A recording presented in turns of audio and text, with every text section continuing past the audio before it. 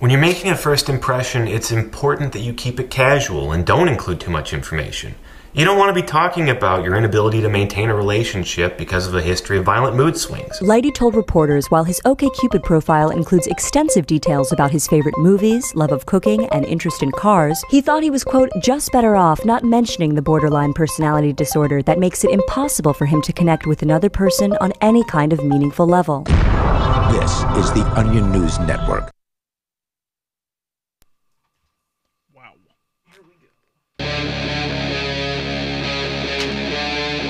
Free Talk Live. Hey, it is Free Talk Live. And as always, you can join us here on the radio, take control of the airwaves, bring up whatever is on your mind.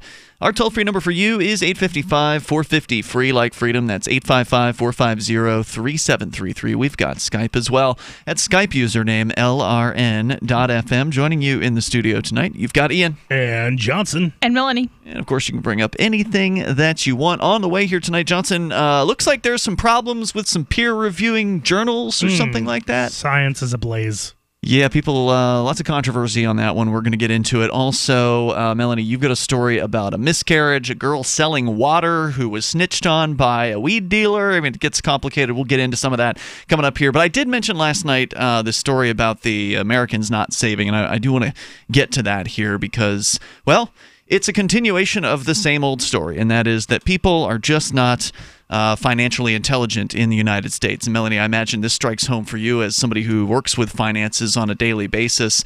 You are a professional bookkeeper, professional accountant, and I don't know, if you've noticed this within your clients. You probably wouldn't want to admit it if you did, but people are not very good about handling their money in the United States. That is actually not necessarily something that I would be privy to. Oh, really?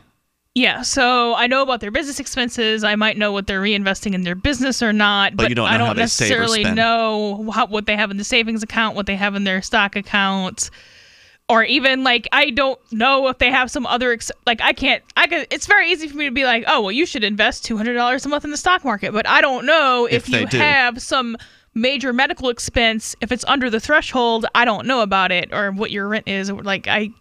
Right. I can't say.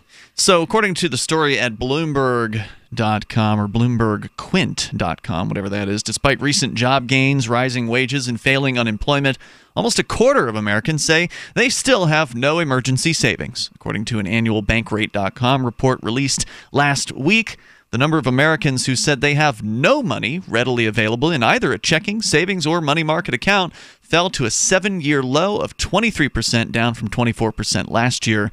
The study found the poll was conducted in June by research firm SSRS using a national sample of over 1,000 people. Greg McBride, the financial chief analyst, says, quote, people are not making headway in savings, largely in part because they don't prioritize savings. Unquote. The percentage of Americans with some savings, but not enough to cover even 3 months' worth of expenses, rose to 22% from 20% last year, and the percentage with enough to cover expenses for 3 to 5 months did tick up a little bit to 18% from 17%. But still, only 29% of Americans have enough emergency savings to cover at least 6 months of expenses, which is considered to be a financial planning norm. This is down from 31% in 2017. So many Americans just barely squeaking by, living paycheck to paycheck, or just barely above that line. According to the studies, Torsten Slok, chief international economist at Deutsche Bank, said, quote, despite the enormous wealth gains we've seen in the stock market and the housing market, that wealth is very unevenly distributed. He says that disparity is overriding any gains made in the job sector. It's actually funny. I was just thinking about this as you were reading these numbers, and I was thinking to myself, I'm fairly low income compared to my past, and currently I was thinking, I don't really have that 6 months. I would like to have that 6 months, Yep. And I don't really have it right now. But then I thought about it a little bit more, and I'm like, wait a minute. Actually, that's 6 months if I weren't to shut down all non-necessity expenses. And if I were to shut those down, then I'd be fine. Like Netflix? Like that kind of thing? Like Netflix, going to the movies, eating out, So you're living a pretty comfortable life, and you still have several months or a few months of savings? I would never. Yeah. Right. Never. And I'm making, near minimum wage. Like I'm not making a whole lot of money right now. I mean, Yeah. by choice, I'm just, I should probably do something about it. But You're comfortable. I'm very, Apparently. I'm comfortable. I'm, everybody, I mean, it's been said on this show before, I'm working for Think Penguin.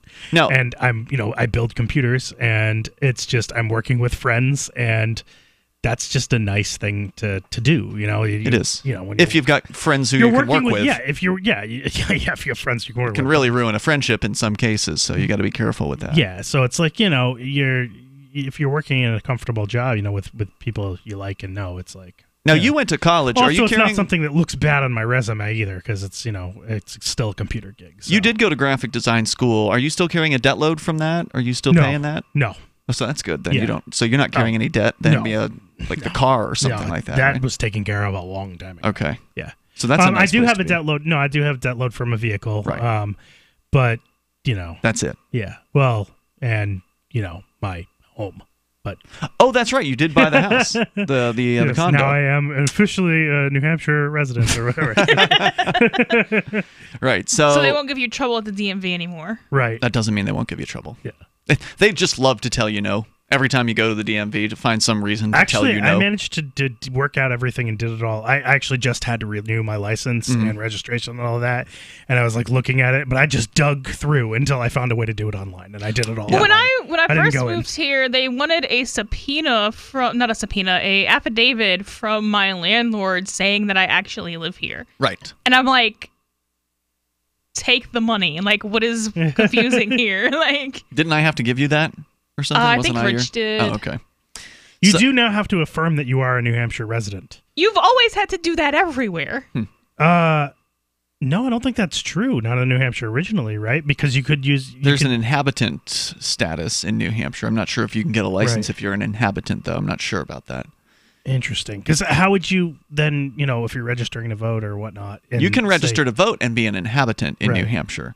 And the difference between inhabitancy and residency is very, It's to let legally- students vote, basically. I'm just wondering if the particular gentleman who we know who went to court over this had a New Hampshire driver's license at the time that he did so, when he was claiming to not be a resident of You mean New me? Hampshire. Because I went to court over this. Oh, We're talking you about did? Daryl. I was talking about Daryl. Daryl actually won, and I lost that Yeah, case. and he won on that issue. So, but when Daryl won, did he have a New Hampshire driver's license? I don't think so. No, he's got an Arizona driver's license. Okay. Which expires So when he he did turns not have to- 65. So that's why he won and you lost. I think so. So anyway, toll-free number here tonight is 855-450-FREE. If you want to talk about financial intelligence, and maybe it's not that people aren't intelligent financially, maybe they're doing the right thing. Maybe it's stupid to save in an economy where, the government is constantly undermining the value or maybe of they its have currency. savings, but they just don't let anybody know about it. Yeah, that's also That could be. They're stashing it under a mattress rather than I mean, you putting could it in a have bank $1 account. million in Bitcoin, or maybe not Bitcoin Core, $1 million in Ethereum, and nobody would know about it. And when the survey comes, like, do you have savings? Nah. Nope. None of your business. I got 300 gold teeth buried in my backyard. Yeah, that is a good point, and it would be interesting to see questions like, about cryptocurrency asked by a survey like this, just to see, what the spread of at least people admitting to having cryptocurrency is in an anonymous survey. And that's going to be low because a lot of the people, there's a lot of overlap in people who own crypto and people who, refuse to have phones even. What's So crypto? getting them to answer a survey is, I don't know, not going to be easy. What's this crypto you speak of? I have no idea what you're talking about. Crypto what? Crypto who? So according to the Bloomberg story here, the median family simply has fewer resources, said one of their commentators, pointing to a 2017 report that he authored on U.S. income and wealth inequality. About a third of U.S. families have no wealth or negative wealth outside of the value of their home. He says it's obviously not good from a vulnerability perspective. Now, I guess what that means when it says negative wealth, I presume that means they're in debt, right? Yeah. They've got credit card debt, they've got a car loan, they may have a home loan, and they are just, leveraged all over the place and have really nothing that they can really even call their own. Because if you've got loans on all those things, the bank owns them. You don't actually own them. You're just taking care of it between the time when you hopefully, ultimately pay it off and now. And in the meantime, if you don't pay it off, then the bank will take it back from you because you don't actually own it. The majority of Americans, says the story, don't seem to be worried about their financial situation, however. 62% of Americans say they're somewhat or very comfortable with their emergency savings. Shockingly, about 1 in 5 Americans with no emergency savings at all say they feel comfortable too. So 20% of the people who have no savings whatsoever, they feel comfy. Does that mean they think the government's going to take care of them if things go really wrong? Probably not. They're probably doing a risk assessment, and a lot of them are right about the risk assessment. And I'm not confident in people's ability to assess their own financial situation. We'll continue with more. It's Free Talk Live. She's such a beautiful little puppy. I mean, we walk around the block, and neighbors always say, her hair is so beautiful. Healthy and shiny and glossy. DINOVITE.com. Fatty acids, omega-3s, and omega-6s are great for healthy skin and soft, shiny coats. I would really recommend people starting their puppies on Dinovite before they get into what I would call the misery index. Bad skin, bad ears, bad breath. Because if they're getting all their vitamins, micronutrients, microbials from the beginning, then you're not going to run into the problems associated with the allergies, grass, pollen, dust, dirt, fleas, ticks, you name it. And the itching and shedding down the road. Our vitamins and enzymes replace the nutrients cooked out of most commercial dog foods. Dinovite for life. This is Ed Lukasevic and Cindy Lukasevic, inviting you and your pets to Dinovite. 859-428-1000. DINOVITE.com. What's more profitable, running your business or doing bookkeeping? Doing your business, of course, but you want to keep your books so that you can maximize your tax savings, right? What if I told you that there's a person that's a bookkeeper, accountant, and law school graduate that's also a hardcore libertarian? My name is Melanie Johnson, and I hate the state. I will aggressively help you to minimize your tax exposure and maximize profits, all while staying within the law. Melanie's your best choice for your taxes and bookkeeping needs. Go to tax.freetalklive.com and check out our website, tax.freetalklive.com. Zencash is an end-to-end encrypted system with zero-knowledge technology over which communications, data, or value can be securely transmitted and stored. With over 7,500 secure nodes, Zencash has one of the most distributed node systems of any cryptocurrency. Zencash is a platform for cryptocurrency and communications built by voluntarists for voluntarists, with the ideas of voluntary interaction being written into the white paper no less than half a dozen times. Learn more at zencash.com. That's zencash.com.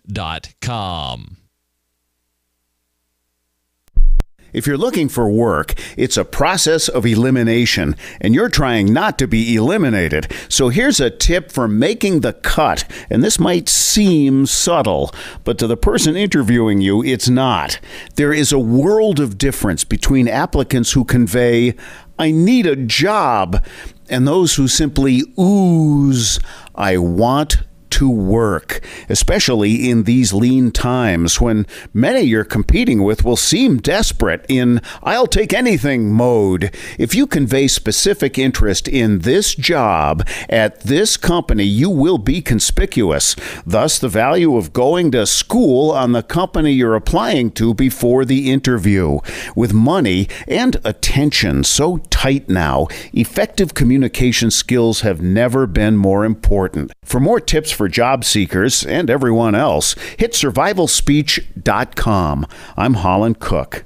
LRN.FM now has a Discord. Discord is a free text and voice chat platform, and we now have our own server with a bunch of channels at discord.lrn.fm. You can join other listeners as they chat about various things during our live shows, or anytime, day or night. Discord software is available cross-platform, so you can have it on whatever device you want and take your chats anywhere. Join our Discord at discord.lrn.fm. That's discord.lrn.fm. Are you sick of government lackeys who say you didn't build that? Are you tired of elitists who think you need a government permission slip for everything? Everything you do is an A to B conversation, and the government should see their way out of it. Create true free markets by adopting the BIPCOT No Government License. The BIPCOT No-Gov license allows use or modification of any product, service, or software except by governments or government agents. Go to bipcot.org. That's Bravo, India, Papa, Charlie, Oscar, Tango.org. What's up next? Visit the Liberty Radio Network program guide to find out at shows.lrn.fm. That's shows.lrn.fm.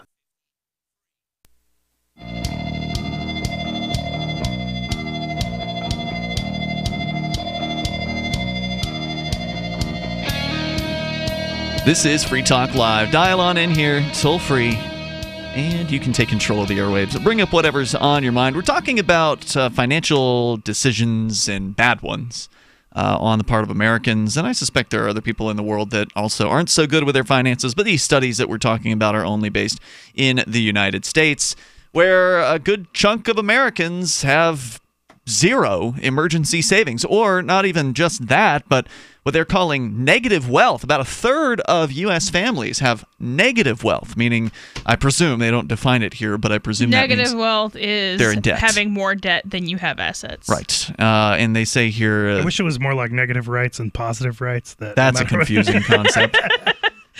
What do you mean by negative rights and positive rights? I'm not even sure. Negative rights is you have the right to not have force initiated against you. Positive rights is everything else. Positive rights is where it's like you have a right to healthcare, or free speech, something where transportation. Right, something where somebody else is being coerced in order to provide you with that thing, basically. Yeah. So negative wealth would be like what the socialists are trying to set up, right? It's like where you have the right to not have work initiated against you, or something like that. I don't know. If you want to help build your own wealth, cryptocurrency may be a solution for you. Now, of course, there's a chance it could go down in value, like any kind of investment. But cryptocurrency is something worth looking into. If you have just dollars, then you might want to consider diversifying. Maybe look at some precious metals, maybe look at cryptocurrency. And if you want to learn about cryptocurrency, start at the beginning. Go to Bitcoin.com and learn about the one that started it all. It's Bitcoin.com. Head over there and get the basic information. If you're not so new to crypto, you'll also be able to find cool news information over at news.bitcoin.com. They update every single day with fresh information and opinion over at news.bitcoin.com. The site is loaded with useful tools. You can buy BTC, you can buy Bitcoin Cash through the site, so head on over there to bitcoin.com. As we continue here, Ian Johnson and Melanie in the studio here tonight. A good chunk of Americans really don't have much in the way of wealth, and according to the one of the folks they're quoting here at the Bloomberg article, Americans are not even worried. A good chunk of them, 62%, say they're somewhat or very comfortable with their emergency savings, which many don't have any or very little. Shockingly, about 1 in 5 Americans with no emergency savings at all say they feel comfortable too. McBride says they're kidding themselves. Quote, in some cases, it's just denial. They've never been out of work, had a big medical expense, or experienced a significant event that threatened their emergency savings. Unquote. More highlights from the report include lower income households are more likely to have no emergency savings, but 27% of the lowest income households have accumulated enough savings to save or to cover at least 3 months' worth of expenses, suggesting that savings is not a function of income. And I think that's a fair thing to say. It's a function of your ability to withhold spending everything you receive, right? Like if you have the willpower, if you have the discipline, the financial discipline, then you can do this stuff. It's not rocket science. You just have to be able to, like you were saying, Johnson, if you needed to, you could cut back on some of the luxury items that you enjoy. Yeah. You go out to eat with your girlfriend on a fairly regular basis. You probably subscribe to Netflix, Hulu, and maybe something else. Well, no, right? not on just Hulu, one of them? Yep, Netflix. Just Netflix? Because some people do more than one. And cable. What about Amazon Prime? I do have Amazon Prime. Okay, so there's another one. So you got cable and Netflix? Cable and Netflix and Amazon Prime. Cable's usually running people, what, $80, $100 a month or something like that? You know, mine's part of a package, so I get it for like $10. So. Is it like the basic of all basics cable? You're not getting HBO for $10 a month, right? Yeah, not adding it. Yeah. I mean, I only got the basic because it was so cheap, as an add-on to high-end internet. But you can look at your expenses. You can pull up your credit card receipts. You can save all your cash receipts, and you can look at those. And I could make the option to not have the highest end internet. I could. Well, actually, no. Now do you have top tier? Actually, now that I think about it, I don't have top tier anymore since Spectrum made that not really necessary. What do you mean? So. Well, I mean, before when I was Time Warner, I had like the highest end package. Yeah. Time Warner is horrible. Yeah, they were awful. And tethering for my phone was better than Time Warner, so that's what I did. So like I had the high end package on Time Warner, and then Spectrum came in and was like, well, we're going to give you basically that with our lowest end package. And we're going to lower your prices, is what they told me. Exactly. Which is amazing. I mean, I don't need 300 down or whatever they're offering. That's their maximum right now in Keene. They are, by the way, shooting for a gigabit connection. That's Right. coming. Yeah. So they're trying to roll that out across their entire network within the next year or so. I don't even like. It's weird to be in the territory where, like, I've always wanted to be the top of the connection, And now you don't feel like you need it. Why would I It's need excessive. a gigabit? Like, Yeah. I keep upgrading because I want more upstream. That's why. Yeah, I do was it. gonna say. Well, you're that would be the also only a reason. radio studio, not just, a random person's But I house. really don't need 20 megabits a In second. I could get by general, with 10. Yeah, I mean, in general, surfing the internet and a lot of these things, the servers on the internet, like, you can't. They get don't the go connection fast enough. speed. You Right. can't get it. Like, Right. even if you have it, you're not going to be able to use it. So, At 300 megabits a second down, it actually gets hard to find a speed test that can hit that level. Right. So it's just, it doesn't even make sense to have that, at least not right now. So why pay for it right now? You know? But the upstream, on the other hand, that is something you can use a whole lot of if you had, a website or a reason to do it. But yeah. So yeah, I mean, if people want to, and so what they're saying here is that, again, low-income households have been able to save in order to cover their expenses. So it really has to do with the financial discipline of the individuals in question here. If your parents taught you financial discipline, if you learn, spent some of your younger years learning how to budget and learning how to spend less than you earn, then you carry that on into your adult years. That kind of makes it sound like it's a genetic trait or something you No, have no it's control teaching. over. It's teaching.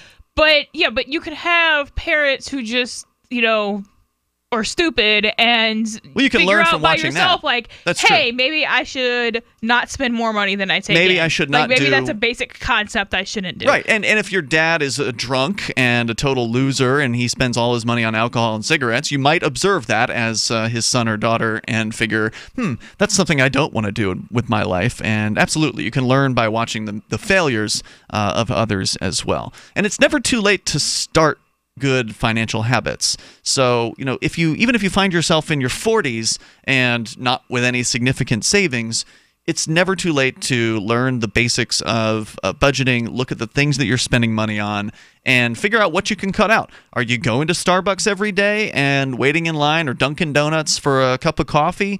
Do you really need to be spending whatever it is? What is it, $4, $5 for fancy coffee at a Starbucks or something like that? That adds up every single day. And, or maybe a cigarette habit or whatever it is, some sort of vice. Vices are, of course, one of the hardest things for people to cut out because they're But that frequently doesn't addicted. have to be what you cut out. Like, if you're just doesn't. gonna keep drinking, okay, fine. If you're eating out every but day, you could, do something else. you could pack your own lunch. If you're going out to eat on a regular basis, you could cut those back by half, cut it back by more than half. There's always somewhere that you can look at, or take on roommates. The to reduce largest costs. expense I think that people have is alcohol and tobacco. Are you saying that is there actually statistics on that, or are you saying you're speculating that's I'm the largest speculating expense? that that's I mean, a massive expense for a housing lot is of people. usually, unless you're very wealthy, housing is usually Well, your largest expense. Yeah. I mean, most people don't spend $500, $600, But $800, That's not an easy $900. one to alter, though. But are they in an unnecessarily large house, an unnecessarily expensive house? That's an important question about the Well, housing. you can usually move to a worse neighborhood. There's more coming up here. 8:55, 450, free like freedom. You can join us on the radio. This is Free Talk Live. Hunters, anglers, campers, and survivalists. Get back to nature. Expand your horizons with the highest quality, most versatile, unique slingshots and sling bows on the market at slingbow.com. Slingbow products are compact and models start from just $17.98. They're perfect for your bug-out bag or storing in your vehicle. Give yourself and your loved ones the excitement and tradition of Slingbow, a new frontier in archery and truly modern twist on this primitive survival tool. Feel the thrill only at slingbow.com. If you like alkaline water, or know someone that does, you're going to love the Dylan Living Water Bottle. It creates alkaline water on the go while reducing plastic waste and saving you money. Made with surgical-grade stainless steel, the Dylan bottle increases the pH up to 9 to deliver both alkaline and antioxidant water anywhere you want it. Alkaline water is healthier, tastes better, and can even boost energy. The Dylan bottle makes it easy and affordable to be healthy and achieve optimal hydration. Get your Dylan bottle today at byln.co. That's byln.co. Free Talk Live. I was watching some videos of you and your crew of cronies on YouTube, and I was shocked at what I saw. What did you Came off see as that was a so band of shocking? Degenerates that were harassing members of your community.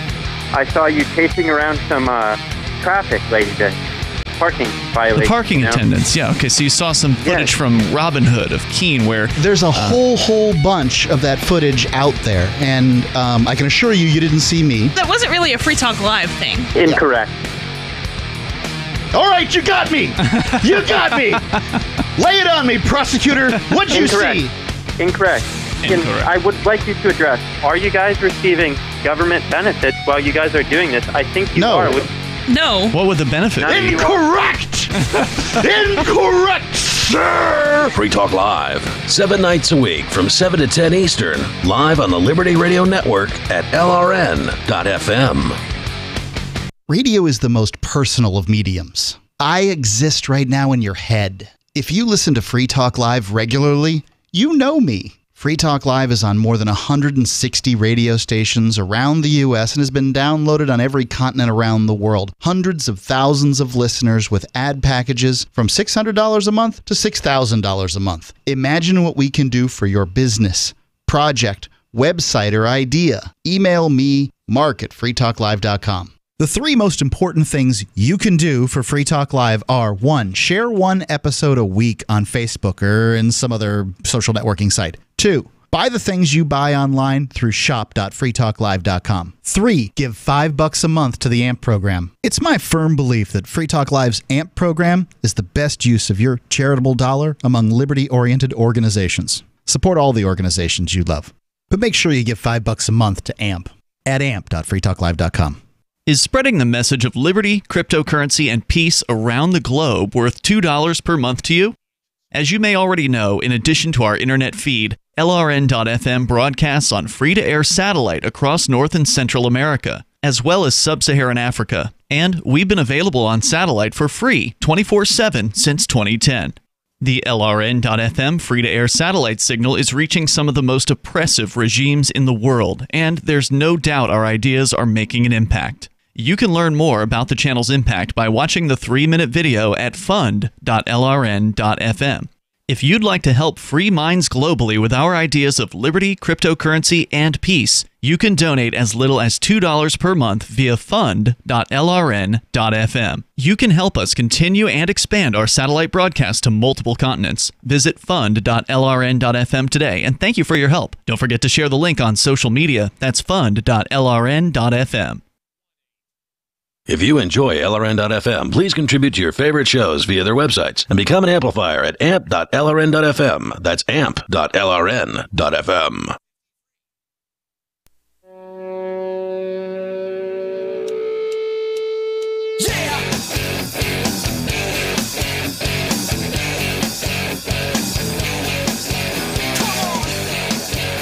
It is Free Talk Live. You may dial in toll-free here.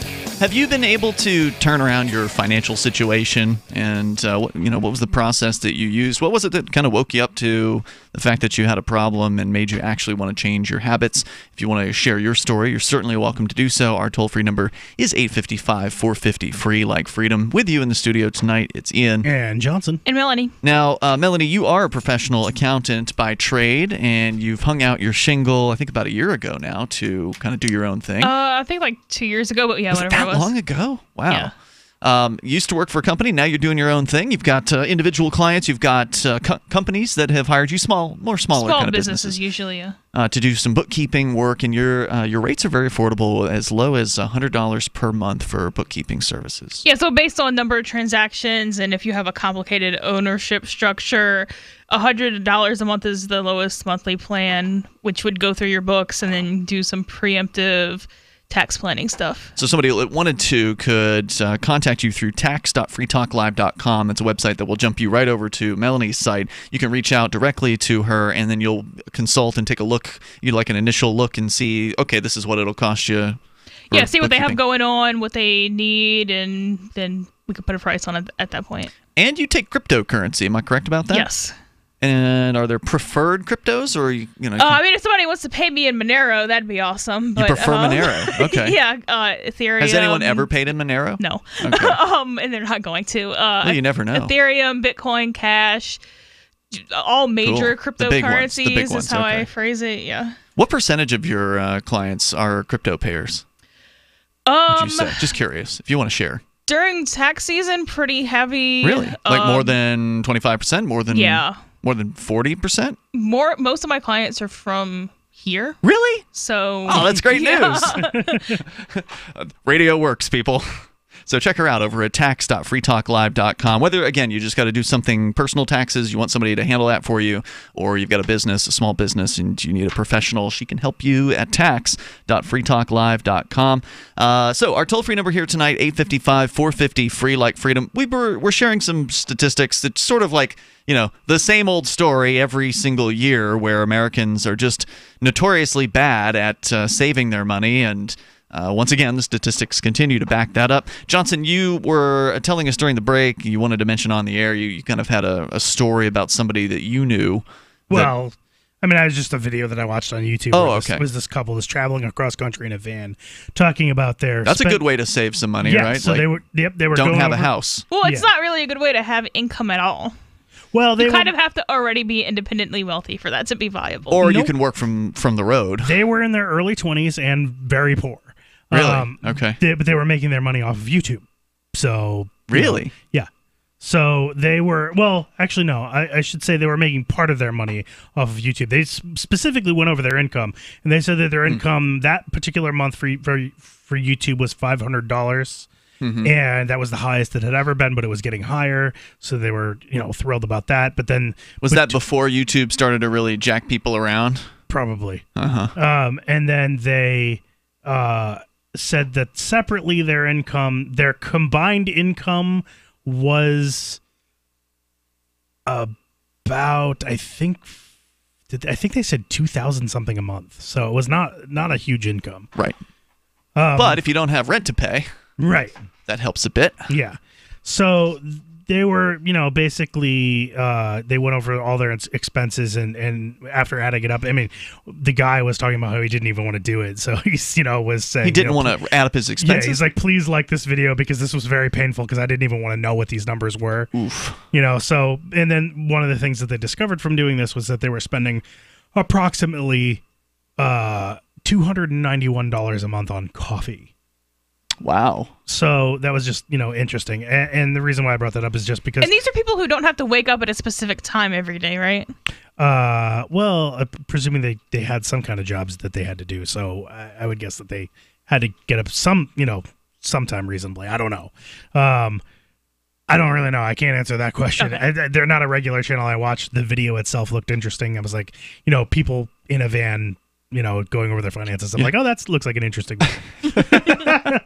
So,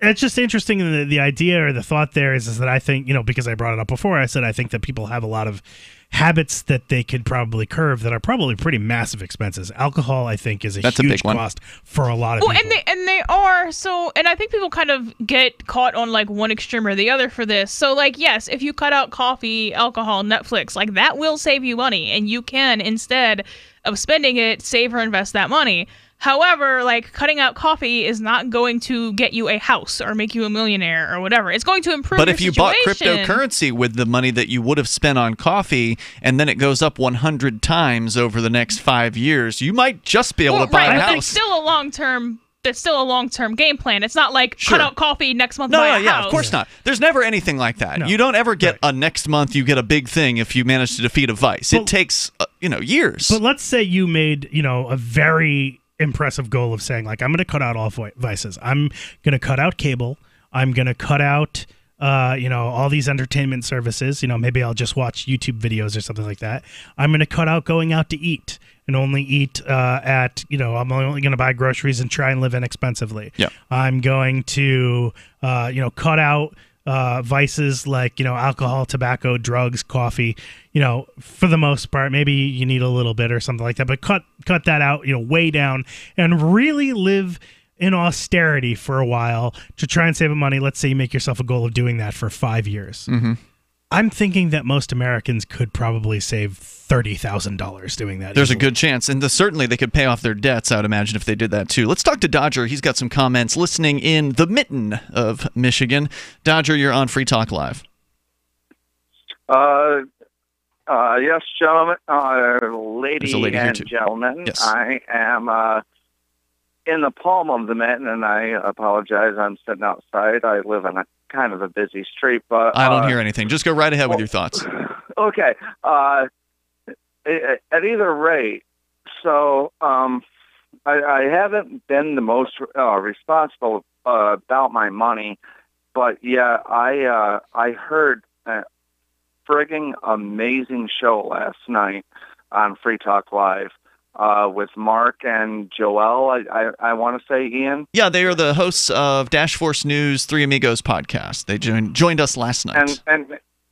Yeah, and really, I had to listen to the show twice. Oh, wow. I really wanted to call in last night, but I guess my mind was kind of blown because it just so happens that I don't make a lot of money, so that's probably part of the reason I haven't been able to, put money away, but I just got 100 extra bucks, and I kind of wanted to ask if the co-host tonight, if you had an extra $100, where would you put it? Because holding on to it, it's just gonna decrease value. That's true. The government is going to continue to print money and therefore decrease the value of their Do you have debt? No. Okay. No credit card debt, no car loan, no home loan, no college loan. No. That's a good place to start from. I get paid every 2 weeks, Yep. and I'm considering just taking that $100 and putting it into Dash, and I didn't know how you guys felt about that, because that was kind of an epic show last night. Thoroughly enjoyable. Well, whenever you're looking at putting money into cryptocurrency, you always have to remember that anything that you put in there, you could lose, and so you never want to put in more than you can afford to lose. So if you can afford to lose $100, then cryptocurrency, I think, is a fine, risk. It's a risk, but it could go down, and it has been going down over recent months in general. Of course, you never know when it's going to go and turn back toward the upward direction. If you want, hang on, Dodger. We can talk a little bit more about because we'll go around the circle here, and if you had no debts, which is a great place to be starting from, what do you do with that first $100, and what do you do every 2 weeks after that? We'll continue here, and your calls and thoughts welcome. It's Free Talk Live. Does your dog itch, scratch, stink, or shed like crazy? Come to Dynavite for help. Order a 90-day supply of Dynavite. Pick up 2 bottles of Lico Chops, get the 3rd bottle free. New improved Lico Chops with omega-6, omega-3, vitamin E, and now 6 extra direct-fed microbials. Even better for the digestive tract and immune system. And dogs love it. Try Lico Chops. Buy 2, get 1 free. This is Henry Lukasevic for Dynavite. DINOVITE.com.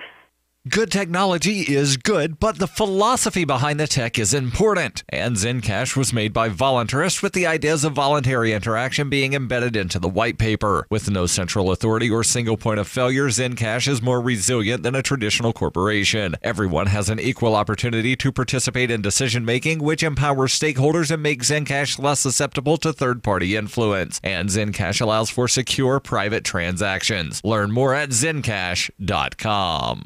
How well and how fast does Heart and Body Extract work to improve blood circulation? Listen. My name is Ellis, and I am 66 years old, and I live in Jacksonville, Florida. 2 years ago, I was diagnosed as having clogged arteries. I had 70% blockage in one artery leading to my heart. They wanted me to go on Plavix, but I refused, knowing the negative side effects. Heart and Body Extract is a unique balance, synergy, and proportion of herbs reaching from head to toe at maximum absorption around 95% at the cellular level. Within the first month, I felt a dramatic difference. The heaviness in my legs was reduced, and within 2 months, I felt completely normal. Your natural organic herbal formula for heart health is Heart and Body Extract. Heart and Body Extract comes with a 100% ironclad money-back guarantee. Details at hbextract.com or call 866-295-5305 for Heart and Body Extract. Call 866-295-5305, 866-295-5305 for Heart and Body Extract. I've been told no in many different ways. I give you an order and you're going to obey it. George, you can go this way. You can't do that and you have to leave here. You cannot bring signs into their rally. Walk with me. Well, I'm comfortable here, actually. Whoa, hey, who do you think you are? Excuse me. There is no video and audio allowed in this hospital. No, I have work today. This is... You ain't gonna make it. Wait a minute. Hey! Oh my God! Unbelievable! Why are you running from me? Because you're scared me. What am I being detained for? You're being served. What is this? You're being served. What is this? Bureaucrats have a funny way of telling people no. That's the sound of the men working on the chain. Derek J's Victimless Crime Spree. Watch it for free and order the Director's Cut DVD at victimlesscrimespree.com. Did you know you can watch Free Talk Live during our live shows 7 days a week from 7 to 10 p.m. Eastern via our studio cams at cam.freetalklive.com? Plus, you can chat with other listeners while you watch, all totally free. Now that our live video stream is hosted by YouTube, our video archives will be online even faster, so be sure to subscribe to our YouTube channel. Listen, watch, and chat all free at cam.freetalklive.com. That's cam.freetalklive.com. This Your Family Today tip is brought to you by Stouffer's, helping bring your family together with wholesome dinner options, even on the busiest of nights. Find dinner table ideas to bring your family together at letsfixdinner.com. To get kids involved in dinnertime conversation, ask specific questions, not broad ones. Instead of what happened today at school, try what was the best thing that happened today. The more specific you are, the more they'll have to say. For more tips like these, visit us at parenthood.com/yourfamilytoday. Join the LRN.FM Discord for live chat 24/7 at discord.lrn.fm. That's discord.lrn.fm.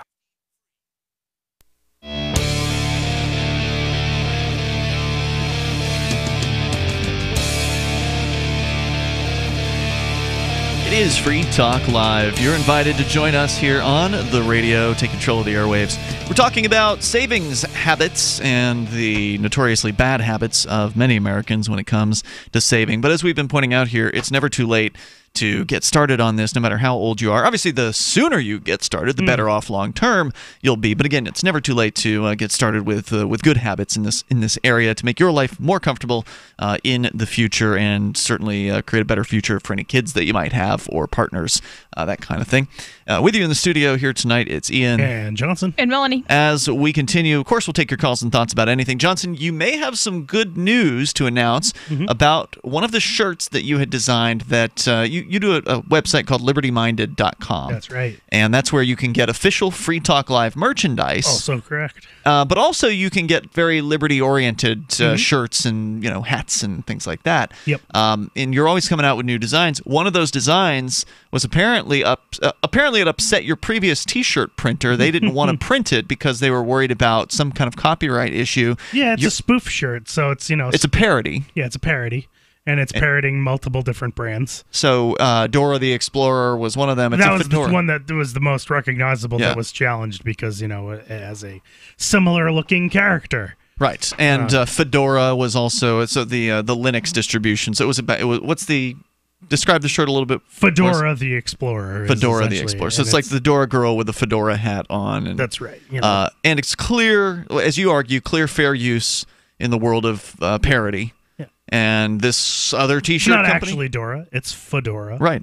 This other T-shirt company didn't agree, and they refused to print it, but you found somebody new. That's right. So, and hopefully the quality will be up to snuff and everything there. But the shirt is available, so it's available. And people had tried to order it, right, previously, and they just couldn't. That's right. So what I've done for the orders that I had is that I've ordered them as samples to come to me, and then I will redistribute them. Yeah. So what else is new over at libertyminded.com? Other than that, that's pretty much what I've been working on, before I was at Forkfest, so I've been a little just busy. And right. I've also been working on my other project, which is, I'll just say, it's goldenhourgraphics.com, which is my graphic design aspirations. So I'm doing that as well. And meaning you can be hired for graphic design. That's correct. Yes, I can be hired. So you got political signage you need to make. You've done websites. Business cards, websites. Yeah, exactly. Graphics like logos, things like that. Yep. So libertyminded.com. Head on over there. Get yourself some Free Talk Live gear. like hoodies and T-shirts. Do you still have the baby doll tees? Are those still a thing or no? Yes. I still have several of those. So some cool stuff. Let's go back to Dodger. He's in Michigan, listening in the Mitten.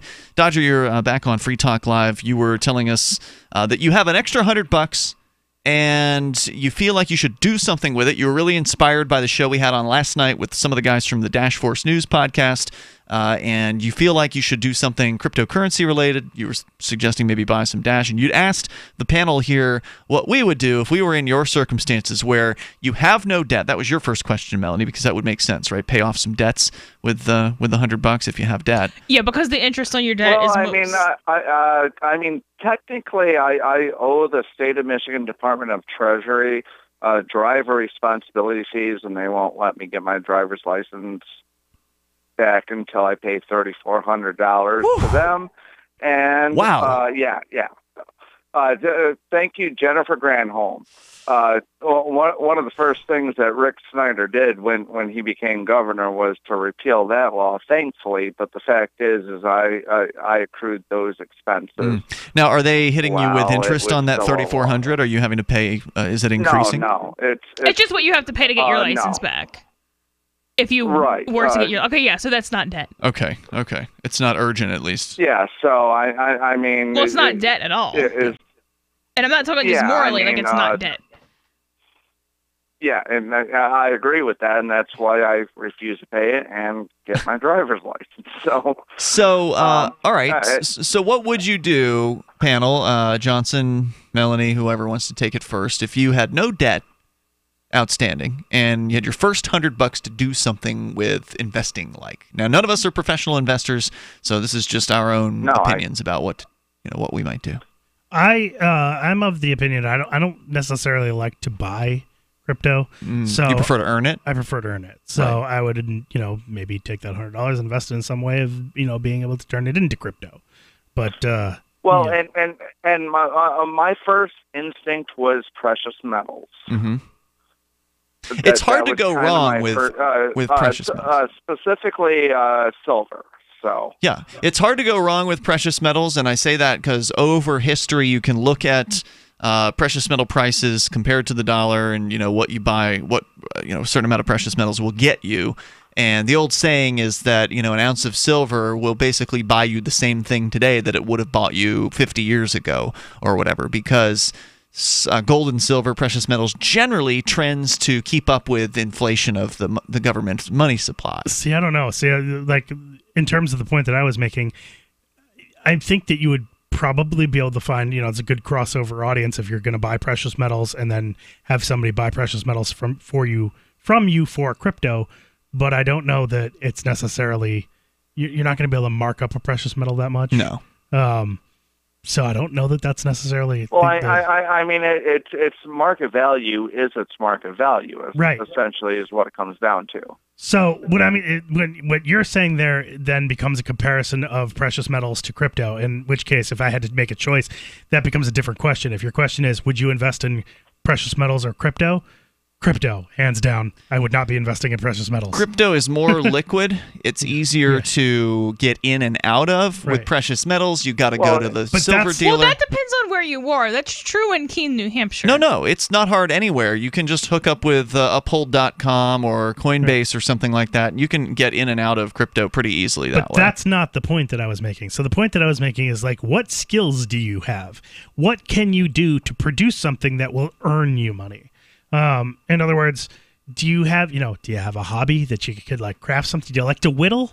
Can you whittle bears, like out of wood or something that you can then sell? In other words, can you do something where you're producing something that you can then turn into a source of income? So that you're is saying passive. Invest in yourself with $100. Passive income is huge. I love it, Johnson. I freaking love that idea. My whole thing is I don't, I've called the show before, and I have plans to move to New Hampshire. Actually, I put a date on the calendar just last week, and I said I will be in New Hampshire by this date. And so that's a good way to plan. I know what set a deadline, and you'll keep to it. And you get close. And my whole thing, I have some things that I feel I've never done before in my entire life, and I have a passion for. And I really love the fact that Johnson brought up this idea of why not just take that money and put it towards that. I think it's a good idea because, like you're saying, if you're investing in yourself, if you can use that to create some sort of business or whatever. Now, $100 may not be enough, but it might be a start. It might be a good starting point. But it's something to consider, because if you can actually earn your own money, then you can use some of that to invest further, and you're then ultimately doing the thing you want to do rather than, say, working for another person, working at a job. I mean, that's the ideal situation for anybody, to where every hour you put in your day is benefiting you directly or your family directly instead of the boss, basically. Now, Melanie, what would you do with that? Well, and the fact is, throughout life, at least I've kind of considered this to be a fact of my life, that when I'm doing something that I enjoy doing, I'm going to be better at it, because I kind of have a vested interest. So that was an aspect that I didn't even think about. Like, I heard the show last night, got $100. I'm thinking about just throwing it in Dash, but in the same sense, maybe it would be better served. I just don't want to hold on to a $100 bill and let it. That you can guarantee is going to go down in value over time. Melanie, what would you do with $100 if you were in his spot? So, crypto, precious metals, and stock, depending on how long-term, short-term this is, and what kind of risk you're feel safe with. Now, the only thing I would say, if you get precious metals are things you can hold in your hand. They're not things on a computer screen in an account.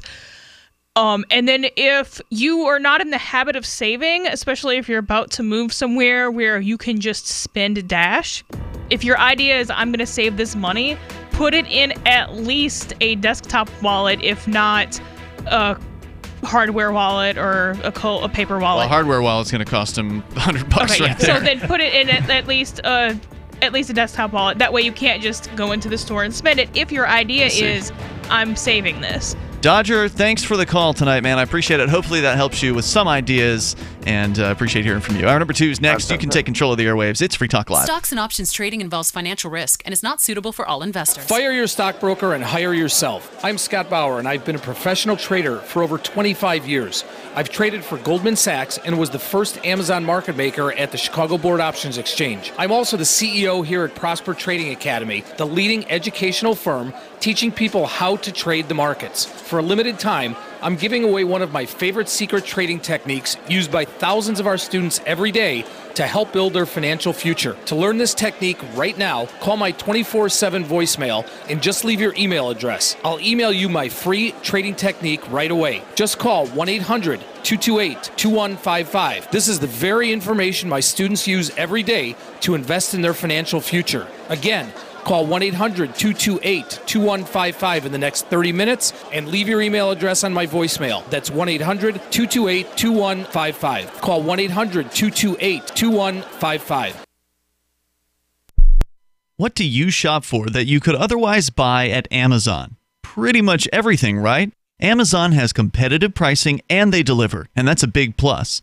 If you could plan ahead in your shopping, would you be interested in saving up to 33%? There's a catch. You have to do your shopping in Bitcoin. But imagine those savings. It's like a huge raise. All you have to do is go to saveitpurse.com. We've saved thousands, and you can too. Plan ahead and save. Saveitpurse.com. Did you know we've taken our LRN.FM telephone listen line to a new level with the LRN.FM audio on demand line? Now you can call 712-770-8447 anytime and listen to LRN.FM's live feed. And you can listen to a bunch of our original shows on demand. Long distance fees may apply. Just dial 712-770-8447 and choose from the menu. 712-770-8447. You're listening to the live edition of Free Talk Live. Hour number 2 is next after the news here on the Liberty Radio Network at LRN.FM. From Keene in the Shire, the Liberty Media capital of the world, this is Daryl W. Perry, host of FPP Radio News for Tuesday, June 26th, 2018. Silver is trading at $16.19 per ounce. Gold is valued at $1,256 per ounce. Zencash is trading at $16, and the average price of Bitcoin is $6,215. Antiwar.com reports with the first skirmishes of the Syrian southwestern offensive starting to grow into outright fighting. Reports out of the area say that over 50,000 civilians have fled their homes in just the past week. This is overwhelmingly from the areas in the de-escalation zone expected to be the major targets in the fighting. Journalists in the area say that at least 27 civilians were killed. The displaced are scattering in all directions, some going deeper into rebel territory along the border, others heading north out of the likely contested areas. The de-escalation zone in Daraa was for quite some time totally calm, and a lot of people living in the area were much safer than people in most of the rest of the war-torn Syria. That zone is rapidly collapsing, however. Syria has telegraphed their offensive against rebels in the area for months as Al-Qaeda's Nusra Front has tried to attack army positions ahead of the offensive itself. With the fighting seeming likely to just grow in the weeks to come, locals are scrambling to find a safe place to wait it out. Are you an advocate for free market money? Do you promote Bitcoin as an alternative in a fiat-centric world? Then you need Spendabit in your arsenal, the search engine for things you can buy with Bitcoin. Spendabit aggregates millions of products from thousands of Bitcoin-enabled merchants. Keep your money in the free economy. Visit spendabit.co today. Bitcoin merchants, ask about our merchant suite to reach even more customers. Spendabit.co.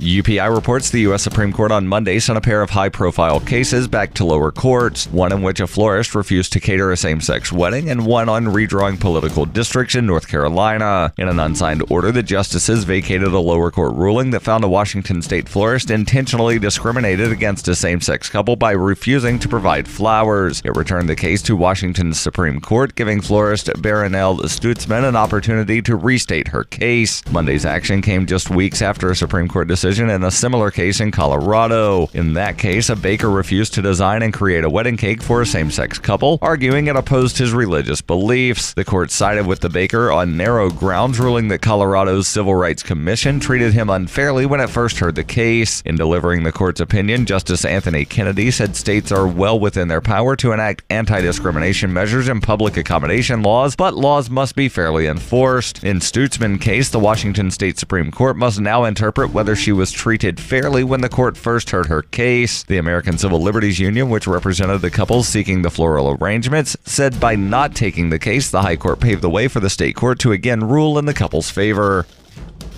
For over 40 years, Roberts & Roberts Brokerage has been a trusted source for buying and selling precious metals like gold and silver. And as a Bitcoin-preferred business, Roberts & Roberts Brokerage has removed the minimum purchase amount for all orders paid in the digital currency. Call Roberts & Roberts Brokerage today for knowledgeable advice on buying and selling precious metals and a forward-thinking approach to new technologies. 800-874-9760 or visit online at rrbi.co.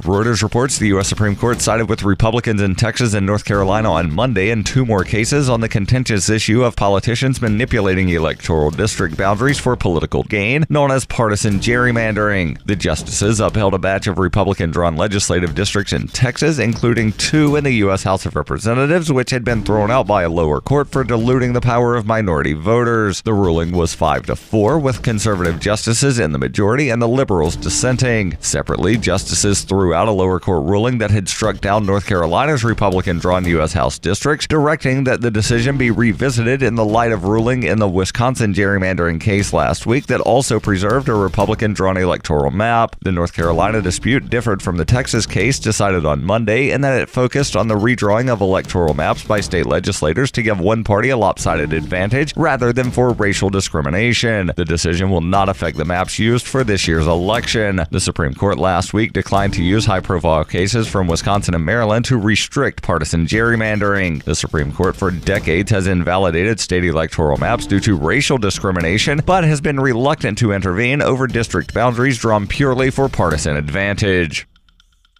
This has been FPP Radio News. Online at fppradio.com. I recently signed up for one of these self-defense classes and brought along a camera crew to watch. Take a good look at this class instructor. Thank you very much. Boy, was he smooth. He tried to butter us up with flowery compliments like, good work, nice try. Yeah! But don't worry, folks, I wasn't letting my guard down for 1 second. Maybe he wasn't planning to attack me at all, but he could potentially plan to attack me at some point, and that left only one option. Take him out first. This is him. This is the guy. My quarry approached, and when the moment was right, I struck. Oh! I knew he'd be able to counter my every move if I just did what he had taught me, so instead, I did exactly the opposite. I beat him with a baseball bat. I am Shelby Cross! Do not ever attack me! Now, folks, I acknowledge that this man may have never been a threat, but a potential threat is just as dangerous as a real one. I don't play games with my life, and neither should you, and that's it. This is the Onion News Network.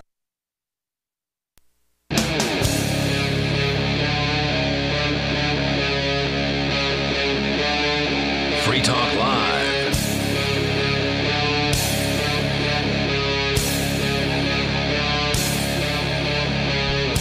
Hey, it's Free Talk Live. We're launching into the second hour of the program. As always, you are invited to join us here on the radio if you want. Our toll-free number is 855-450-FREE like freedom. That's 855-450-3733. Joining you in the studio tonight, it's Ian. And Johnson. And Melanie. The folks in our Discord chat talking about when they first started listening to Free Talk Live, which is kind of interesting because everybody has their path to the show. The Discord chat goes on during the show, before and after. It's open 24/7. Different rooms in which you can discuss different topics like cryptocurrency, gaming, New Hampshire, and other stuff. Of course, there's the one that's also just for Free Talk Live during the show. And again, anytime you want, go to .lrn.fm. And there's also the Discord on-air call-in line room, which if you jump in there, hopefully we'll notice it sooner rather than later and join you, and then you'll be on the air with us, and you'll sound almost like you're sitting in the studio here. Now, in the first hour, we talked about financial discipline, and of course, you're certainly welcome to continue to talk about. But one of the things that apparently you wanted to bring up here tonight, Melanie, was a story about somebody who was selling water and got snitched out by a jealous competitor. What happened? The narc was actually a weed dealer. So there was an 8-year-old, and there's not a lot to the story anywhere I could find. There is a video of her calling the cops, but there is an 8-year-old, and I can't tell if this is a park or this is a patio in front of a building, but she was selling bottled water. She was 8 years old. Okay. Was this in like a city? It looks like a city from the video. Does the article say where this happened? I don't think so. Okay. Just curious.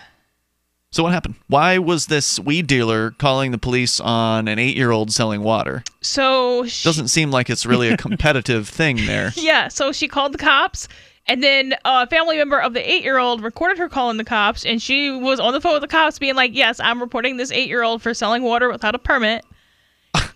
And that was bad enough, but then it came out a couple days after that the person who was calling the cops is in fact a drug dealer.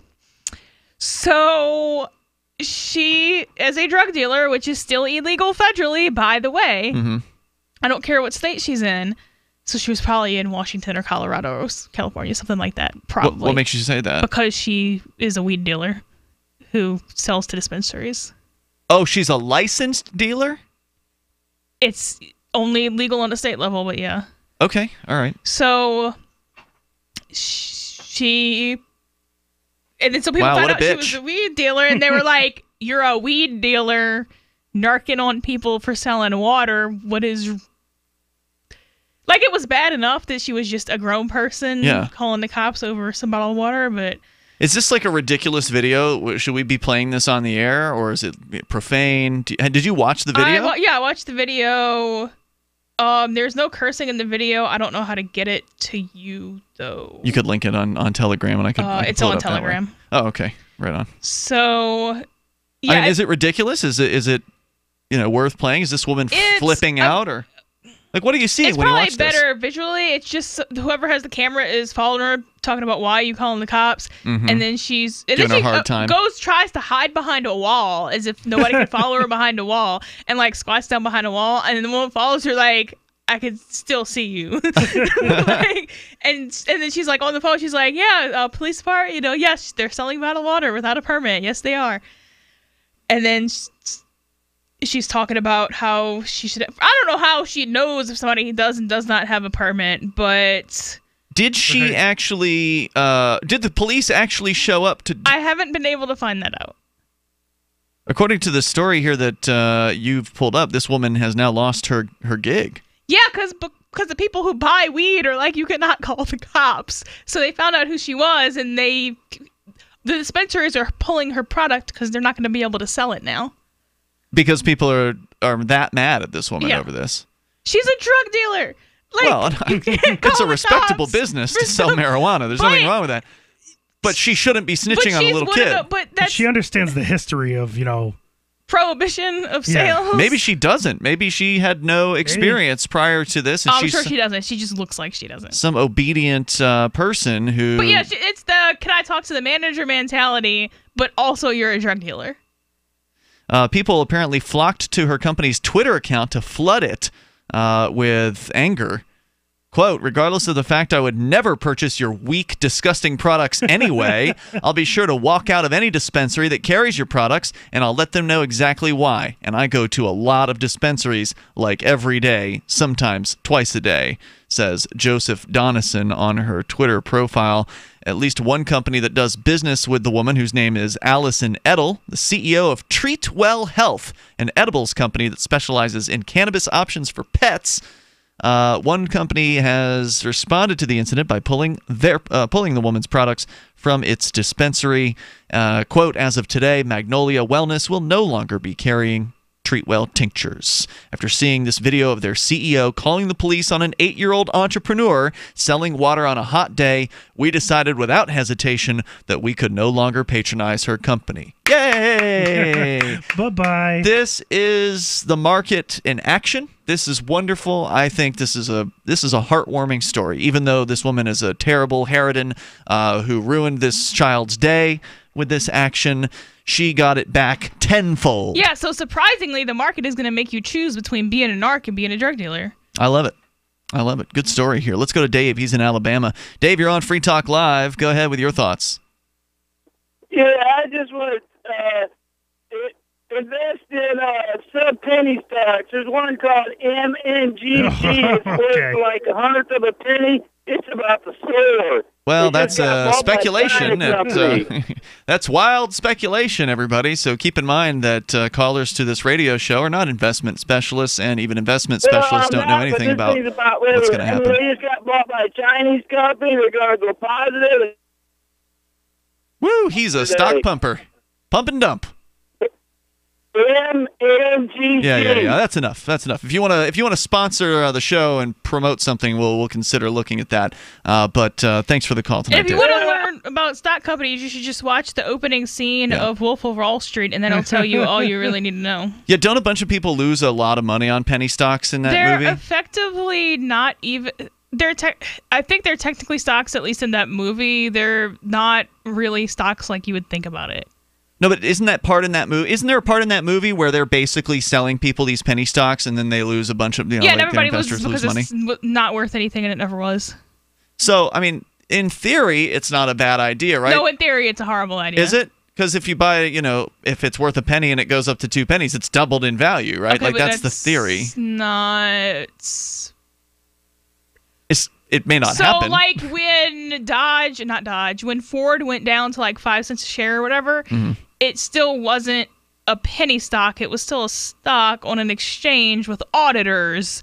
It just... So penny stocks aren't on exchanges? I don't think there's a technical legal definition for that, but yeah, when people talk about penny stocks, they're talking about small businesses selling stock who sometimes aren't even the correct entity to be selling stock. So you're saying this is really shifty. Money. You're saying this is a really shifty investment. Yeah, if you want to invest in a small business, go open a small business. Yeah, look, we're not here to take everybody's stock recommendations. That's not the point of the show. I'm not interested in hearing those calls. I mean, it is open phones, and you can call in about anything, but that's not a real topic to discuss because we don't actually have any knowledge about whatever MNGQ or whatever it was that he was promoting, and I'm not really interested in finding out about it. They don't even own their own domain name. Whatever it was. I don't even remember what it was at this point here. The toll-free number, if you want to join us, 855-450-FREE like freedom. So yeah, stop snitching. To take it back around to the original topic here with this CEO snitching on a young entrepreneur. This is the worst kind of person. This is like the lowest order. To pick on a little kid. You know, it's bad enough to snitch on your competition, right? Like, that's bad. But to snitch on a child who is in no way putting your business in jeopardy. How is bottled water a competition for weed? It's not. It's not. That's what I was saying. This is the worst of the lowest of the low. You're snitching on something who's not even your competition, and it's a child. Like, it doesn't get much worse than that. It would have only been worse if she'd actually gone up and, like, flipped the child's table over and physically attacked the child. Well, I don't know if that's worse. She's calling somebody else to do it for her. It's the same thing. Good point. The toll-free number here tonight, 855-450-FREE like freedom. What's more profitable, running your business or doing bookkeeping? Doing your business, of course, but you want to keep your books so that you can maximize your tax savings, right? What if I told you that there's a person that's a bookkeeper, accountant, and law school graduate that's also a hardcore libertarian? My name is Melanie Johnson, and I hate the state. I will aggressively help you to minimize your tax exposure and maximize profits, all while staying within the law. Melanie's your best choice for your taxes and bookkeeping needs. Go to tax.freetalklive.com and check out our website, tax.freetalklive.com. Imagine this is you. You're working late when you get an alert on your smartphone. Your motion-activated Blink security camera picked up something at home. You pop open your Blink app and see the silhouette of a man peering through your kitchen window. The job of a home security system is to help stop crime. Get 3 Blink cams for way less than the other guys, plus an extra 15% off. Visit blinkprotect.com/FTL, like Free Talk Live. blinkprotect.com/FTL to save 15%.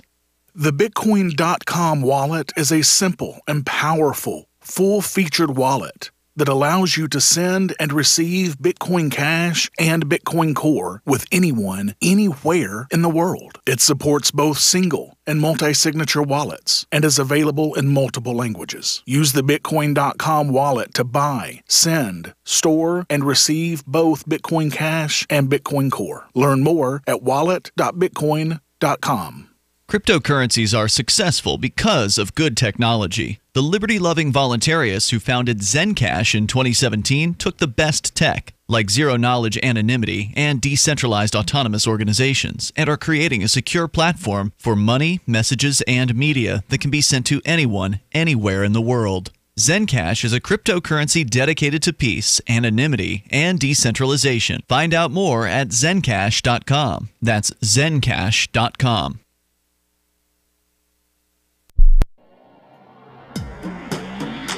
Free Press Publications is an independent, alternative media and publishing company founded in June 2009 with the mission of ensuring a free press for the freedom movement and is committed to spreading the message of peace, freedom, love, and liberty.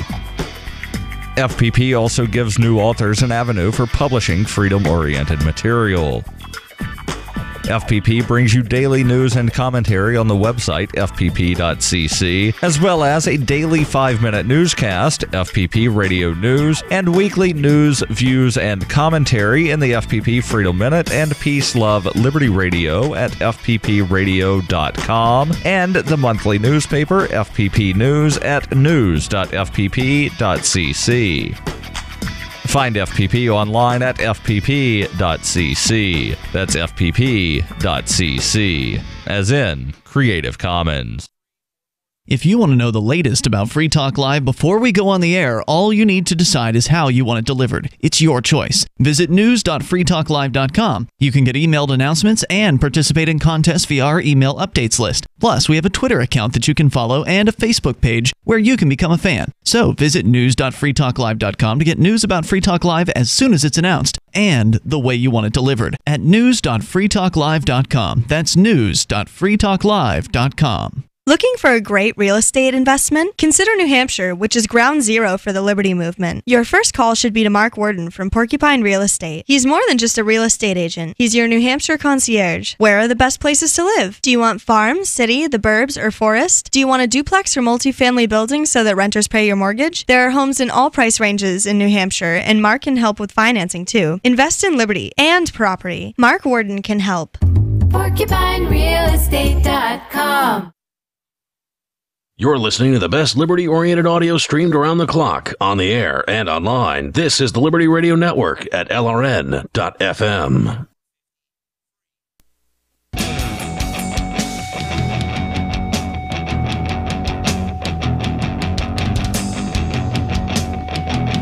It's Free Talk Live. You can dial in toll-free here. You can bring up anything that you want. Our number, 855-450-FREE like freedom. That's 855-450-3733. Skype username is LRN.FM. And with you in the studio tonight, you've got Ian. And Johnson. And Melanie. You want to protect your home, maybe your small office, but you want to do it affordably. The Blink Home Security System is something you need to take a look at over at blinkprotect.com/FTL. That's /FTL like Free Talk Live. Get you 15% off the already very affordable Blink Home Security System, which is a wireless system. I can't stress this enough. If you've ever done a home security system install before, you know how much of a pain it is. You got to drill holes, you got to pull wires through walls. It's just an ugly, difficult process. But in order to install the Blink Home Security System, you just unbox it, you put the batteries in the cameras, you put them wherever you want, you set it all up wirelessly via your Wi-Fi enabled device, maybe your smartphone or tablet or your computer. Blinkprotect.com/FTL. It really is. It could not get any easier. Blinkprotect.com/FTL saves you 15%. Coming up, we've got more on a different water-related story. This time it's hot dog water that somebody was selling, and I think, Johnson, you have that story here. I do. But since we're talking about women freaking out, the original story, Melanie, that you shared was some woman who's a CEO of a cannabis-related company actually calls the cops on a child, an 8-year-old who was selling water as an entrepreneur. And, you know, you'd think people would want to encourage that, but apparently this woman felt threatened by the fact that a child had sold water without getting a permit as a itinerant vendor or whatever. She, as a grown person, had to get a permit. Well, she didn't have to, but she did. Well, okay. Well, if you don't, in the cannabis industry, men with guns are going to come and they're going to ruin your day. If you do that, it might happen anyway, because guess what? Weed is still illegal. If you are inside of the U.S., weed is illegal. Yeah, but this is a state in which presumably it's legal because she's a CEO. But she's also in the U.S. Yeah, but the federal government has left raided. those.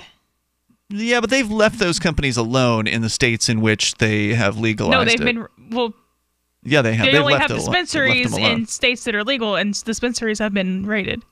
It has happened, but for the most part, they are leaving people alone. There was some fear that that was going to happen under the Trump administration, but it really hasn't been borne out at all.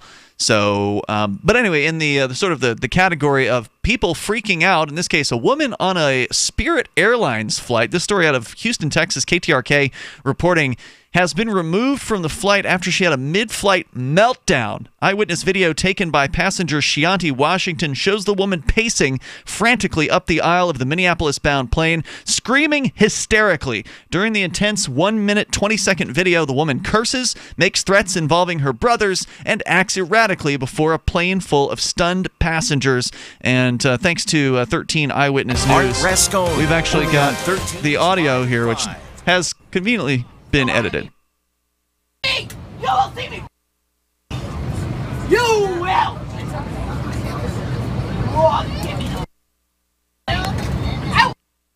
Very edited. I don't care. Put me in a sight vest. Put me in a sight vest. My brothers are Marine snipers. You want to Marine? Am I watching Pulp Fiction? Do you know who my brothers are? They're effing Marine snipers. Do you want to F with an effing Marine? She screams before pushing her way. They're not messing with the Marines. They're messing with her. The Marines ain't there. She's... I don't know what hell is. I've been there 10 times. She's literally jumping up and down as she's screaming at the front of the plane saying, "You want to know what hell is? I've been there 10 effing times. She sounds like the woman in that scene from Pulp Fiction, like, any of you F's move and I'll execute every last one of you. When they go into the cafeteria or whatever? When they're in, like, the cafe or whatever, yeah. Let me go. There's just a little bit more here. Sorry! You want to know what happened to my family? It's just you can't even tell what she's saying at that point. In the video, passengers can be heard praying, consoling each other, some audibly in distress by the unsettling incident. According to authorities, the woman became irate after the flight landed in Rochester, Minnesota, due to somebody else's medical issue. A passenger who had become ill was taken off the aircraft before the outburst. She was then taken into custody, screaming while being escorted off the plane by police. It was not immediately known if the woman had any relation to the sick passenger.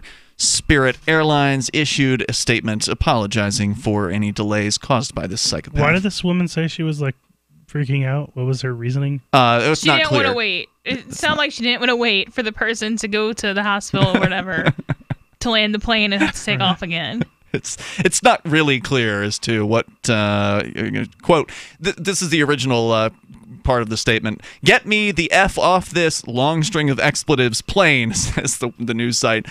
You want me to be expletive and bitchy to me, you'll see me effing pissed. So it's not real clear why she's mad. Presumably the delay in the flight. It's like, look, if you're going to get on an airplane, you need to understand it's almost a guarantee that the more times you fly, the more likely you're going to be late.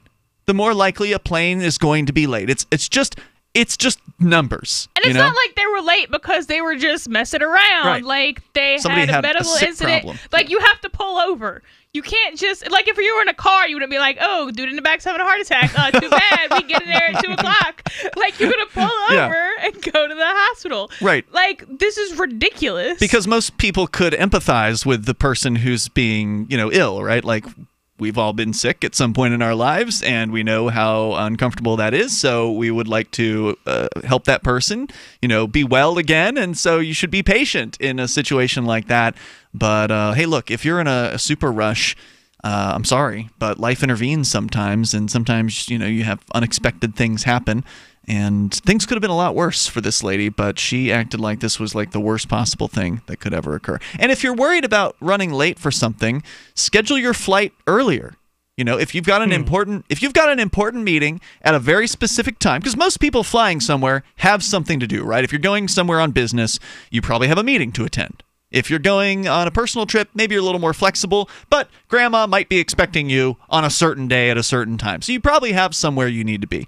If you go several hours earlier, if you schedule a flight for the day before, and then you show up at the airport and it turns out your flight's delayed by an hour or 2 hours or half a day or whatever, it's not the end of the world because you've scheduled a buffer of time there. Now, that might cost you more if you have to stay an extra hotel day, so I can understand why somebody on a budget or whatever wouldn't necessarily want to do that.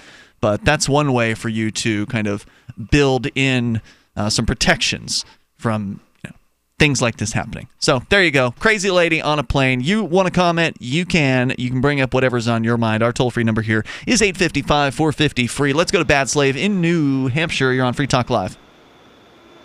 Thank you. Hey, you're on the air. Yeah, the voice is terrible, but I hope I can get it through all right. Okay. So, everybody,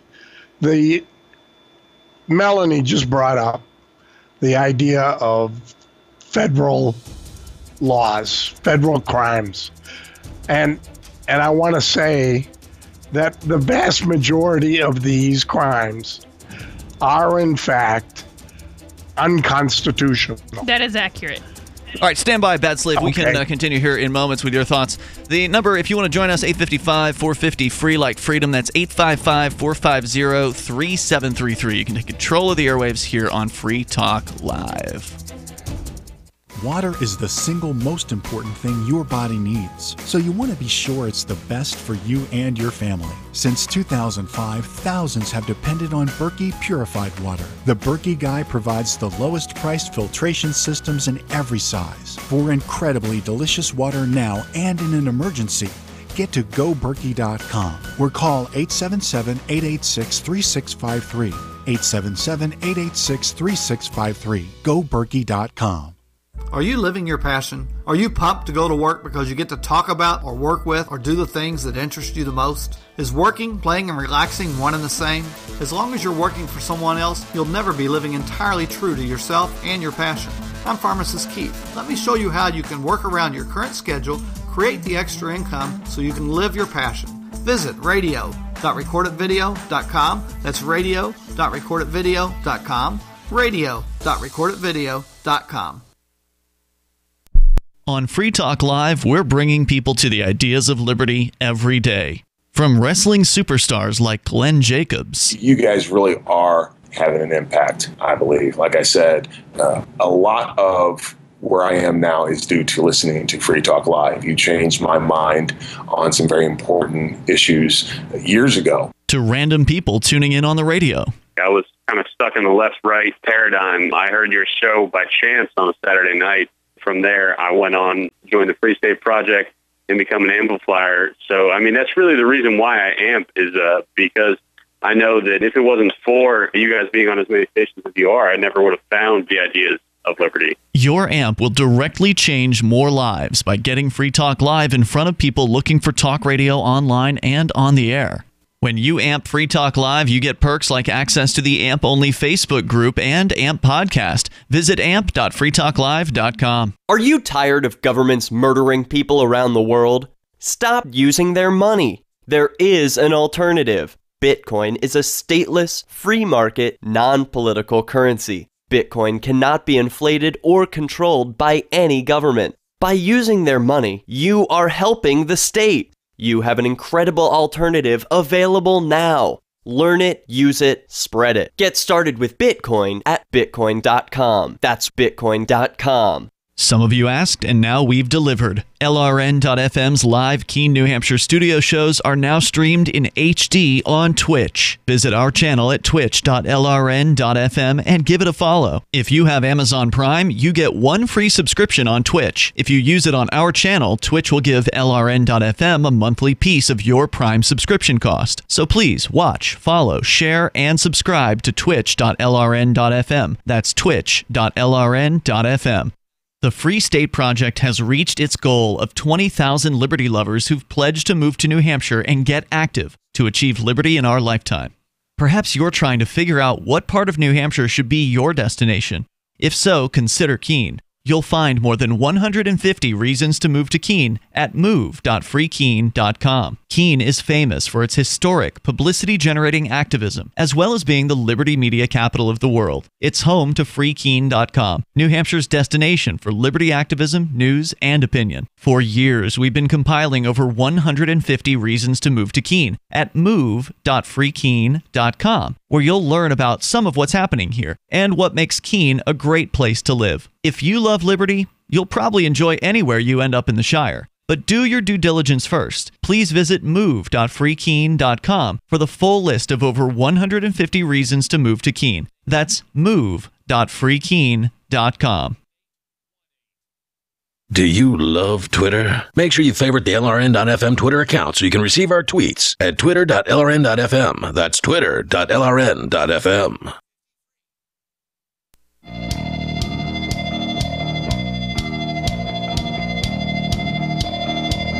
This is Free Talk Live. You can bring up whatever you want. Our toll-free number here is 855-450-FREE like freedom. That's 855-450-3733. We've got Skype as well. It's Skype username LRN.FM. We'll talk a little bit more about some more entrepreneurial spirit. Johnson, you've got a story about somebody selling hot dog water. That's right. And I'm not even sure what that means, but it sounds awful. We'll get into that coming up here in moments. But I also want to let you know about Zencash. I just did a quick check on their number of secure nodes.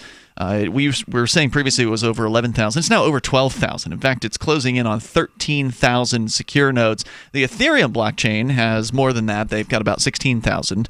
But 12,000 puts them about 2,000 higher than Bitcoin, which doesn't even have 10,000 secure nodes. The more or full nodes. The more nodes in a system, the more decentralized it is, the more secure that system when it comes to cryptocurrency. Zencash, last I heard, was number 2 in the world. As far as node counts. But I'm not sure where that statistic comes from. I was looking briefly As far as like, where is there a chart somewhere of this? I have yet to find it, but it's very, very high, and it's up there with some of the major players like Ethereum, like I was saying. Zencash is great technology. It's got zero knowledge anonymity. So if you care about privacy, you really need to look at Zencash. If you're not sure what to get into with it when it comes to cryptocurrency, this is one of them worth looking at, especially if you care about liberty, because the people who founded Zencash are basically self-described voluntarists, and you know that because they wrote it into their white paper, which you can see by going over to zencash.com. Once again, that's zencash.com. As we continue here, we have Bad Slave on the line. Bad Slave, you were commenting about, was it drug prohibition? I'm sorry, I'm not really sure. Well, no, all federal law. It doesn't matter. The fact is that the federal law was supposed to be kind of a limited, high-level sort of thing between the federal government and the states. Mm-hmm. This business of creating duplicate federal law that pretty much, models state law. You're saying they shouldn't be dealing with what individuals are doing. They shouldn't be regulating a business. They shouldn't be regulating what you can put in your body, that kind of thing?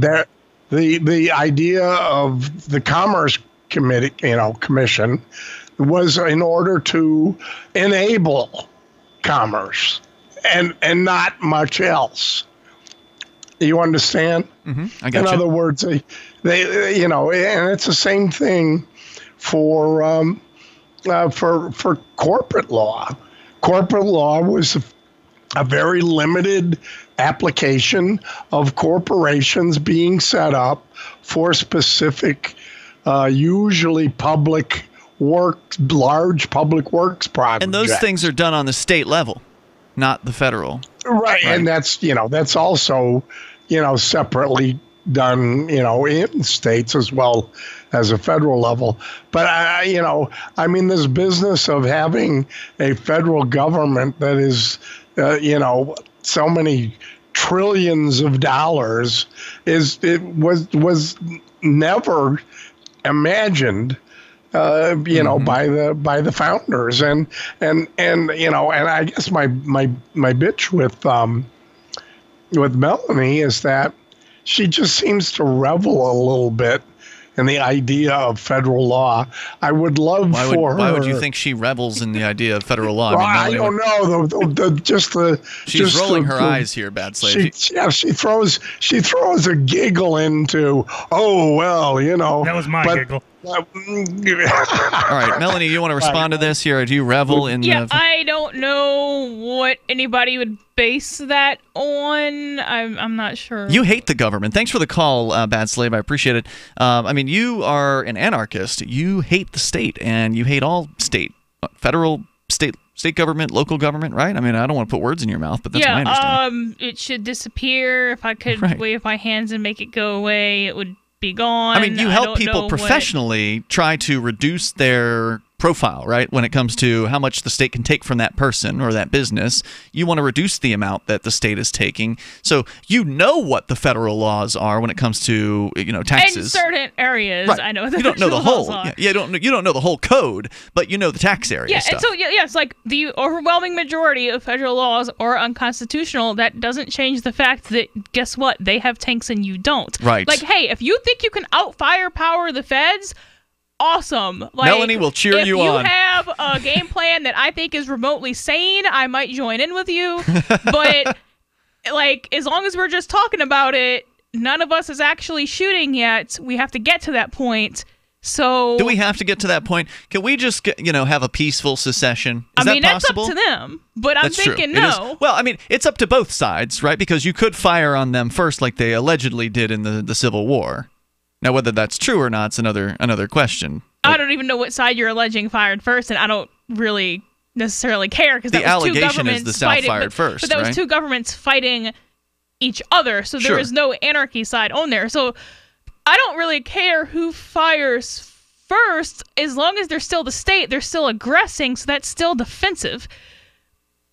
Hey, if they decide to go home and just go about their lives, I say we should just let them surrender and go live their lives. The state people, you mean? Yeah, but that's not really up to me. it's mostly up to the state. So, I mean, even if we had tanks, let's say, on our quote here side, I don't think it would necessarily matter that much. I mean, even if we had several hundred Hemeyers, that were able to weld themselves their own tanks, the whole reason why the Killdozer tank rampage even went anywhere was because they didn't want to fire a rocket at it in a small town. and maybe tank is not, maybe you need more than a tank. Maybe that's not the best weapon to use in that phrase. Maybe because we don't have our own drones or we don't have our own But that's nukes. the point that I'm making. Whatever it is. We're so severely underpowered. Even if we had tanks, it would still be a joke. Yeah, so if you can over firepower the U.S. government, great, let's do that. But if you're calling me with an ankle bracelet on, telling me that I'm a statist because I haven't overthrown the government yet, well, maybe you need to reevaluate where you're coming from. Toll-free number tonight, 855-450-FREE like freedom. Johnson, let's talk about hot dog water. What is it? Where did this happen? Well, I'm not going to give you the Urban Dictionary definition. That'll be up to people to look up on I'm their gonna own. have to check that now. But I love Urban Dictionary. So this is according to Delish.com, which is actually a food website. Okay. Doing some news. A festival vendor convinced people to purchase $38 hot dog water. Really? And to go on, the story says here, hot dog water sounds like something you couldn't pay people to drink. Right. Well, actually, you could probably pay people a lot of money if you're going by the Urban Dictionary definition.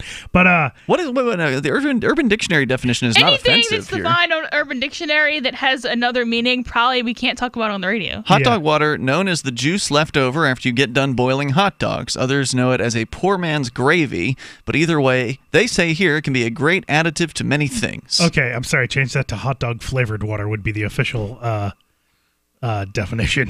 That is the official. Oh, there's a second definition below that that's much more offensive. Okay, gotcha.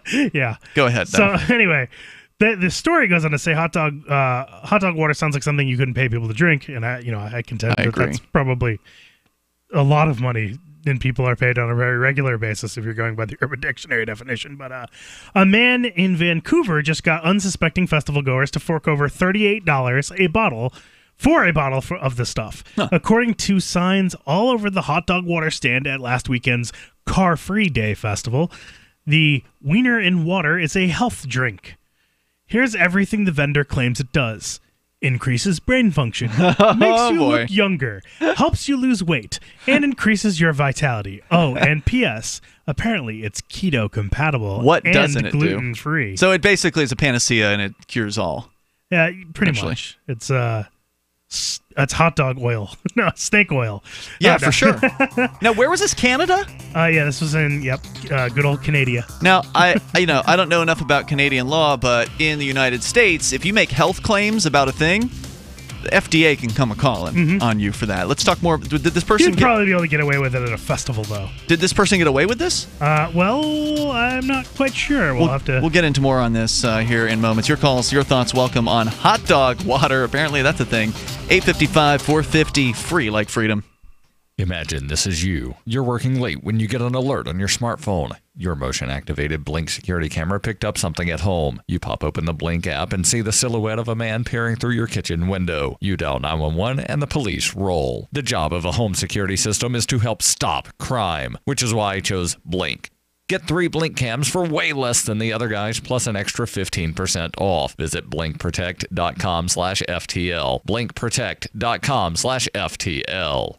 The Bitcoin.com wallet is a simple and powerful, full-featured wallet that allows you to send and receive Bitcoin Cash and Bitcoin Core with anyone, anywhere in the world. It supports both single and multi-signature wallets and is available in multiple languages. The Bitcoin.com wallet is available on Windows, Linux, Mac, Android, and iOS devices. Learn more at wallet.bitcoin.com.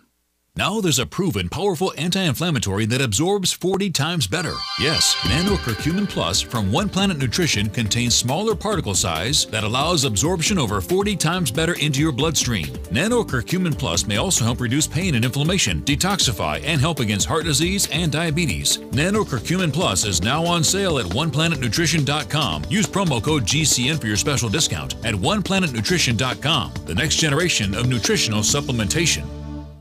Want revenge on the common housefly? Well, after 10,000 years, someone has finally come up with a better way. The Bug Assault, a miniaturized shotgun, which utilizes ordinary table salt as ammunition.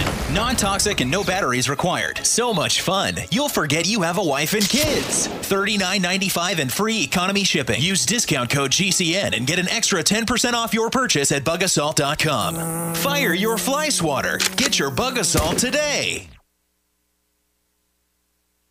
This is Michael Dean from the Freedom Fiends. I've run websites since 1996 and have used over a dozen web hosts in that time. AgristHosting.com is the only one that hasn't broken my heart. Agrist Hosting's uptime and service is stellar, and their DDoS mitigation is the best I've seen. That's important because if you tell the truth in this world, you'll ruffle feathers.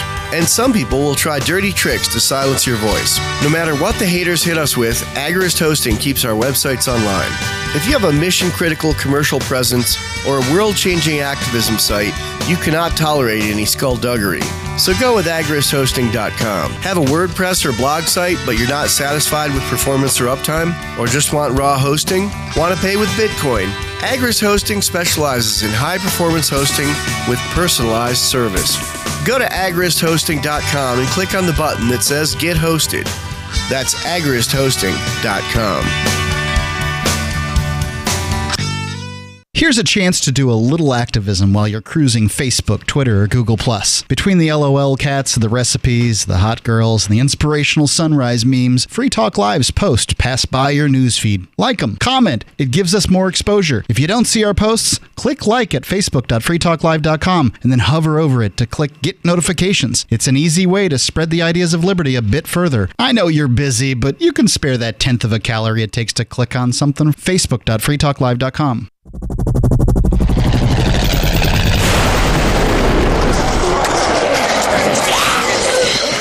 In Survivor Max 2, School Bites, Max must scavenge through a wasteland swarming with the undead. Desperate to find the medicine he needs, he discovers a community of survivors at his former school. Has he finally found the safe haven he's been looking for, or will he discover that school bites?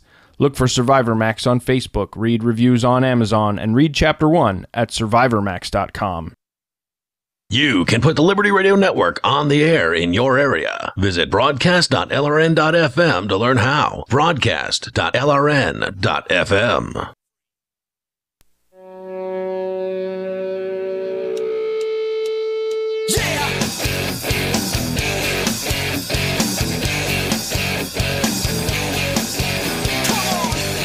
This is Free Talk Live. You can dial in toll-free. You can take control of the airwaves and bring up whatever's on your mind.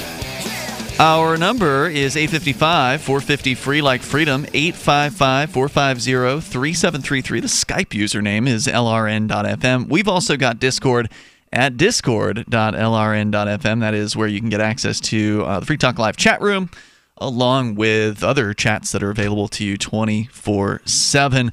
Want to make sure that you know about some of the cool features we've got on our website, including our Twitch channel. You can watch the show if you prefer. Over at twitch.lrn.fm. There's also the ability to follow our channel on Twitch, and then you'll get a notice if you've got notifications turned on. You can do it either email, or if you've got their app on your phone, it will pop up a little notification whenever Free Talk Live goes live. And also the Call to Freedom, which is the other show that broadcasts from this studio at lrn.fm. So check it out over at twitch.lrn.fm. We appreciate your follows. And if you're an Amazon Prime subscriber, you can actually subscribe to us on Twitch. You'll avoid any of the Twitch pre-roll ads that they like to run on most of their channels, and you get one. If you're a Prime subscriber, you get one free subscription on Twitch every month.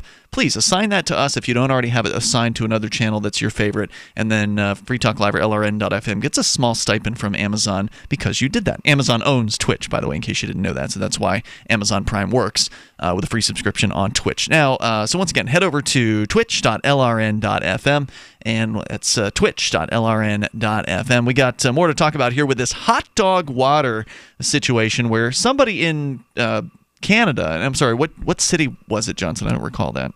Vancouver. Okay, Vancouver, Canada, at some kind of an event was selling hot dog water, which is the water left over after you've been cooking hot dogs. No. No? No. What was it again? We'll have to get into exactly what it is. Okay, please, because they're claiming that this is some sort of health benefit. He's claiming that it increases brain function, makes you look younger, helps you lose weight, increases your vitality, and apparently it's also keto compatible and gluten-free. Okay. Very, very potent stuff here. Multiple Twitter users spotted the insanity and shared it with everyone outside of Vancouver. You can see pictures of the stand, a snapshot of the person serving water, dressed in a full-body hot dog suit, and the water He's going itself. all out. Yeah. The drink, it looks like it's in a repurposed Voss bottle. If you don't know what those are, those are expensive water. Yeah, but the water bottle itself looks kind of like a vial. Like it's a cylindrical, test large tube vial. Almost, but a large, sort of large. Made out of glass. Right. Yeah. And it's like Swedish water. It's very expensive. It's imported water. Right. Basically. So it looks like this was maybe somehow he washed and repurposed some Voss bottles. Okay. And put a new hot dog water label, and of course a disarming wiggly hot dog floating inside. I'm looking at the pictures online right now. Wow. Also at the stand, according to Global News, lip balm, breath spray, and body fragrance. All hot dog related? I don't know about Not clear. that. Yeah, okay. Unclear. Unsuspecting chumps bought into the idea, but Hot Dog Water's creator, Douglas Bevins, ultimately revealed it was a stunt. The point was to make people think harder about the health products they purchase and use. The message was there in fine print on the bottle the entire time. Hot Dog Water, in its absurdity, hopes to encourage critical thinking related to product marketing and the significant role it can play in our purchasing choices. Interesting. In a statement to Global News, Bevins added, from the responses, I think people will actually go away and reconsider some of those other $80 bottles of water. No, they won't. $80 a bottle. Wait, is that real? $80 bottled water? Apparently, They got some expensive water. I've never seen 80, but I've never looked. Yeah, I've never seen 80 personally. Wow. But I'm sure it exists. There are I've definitely seen some like very, very 5, expensive and ones. that's ridiculous.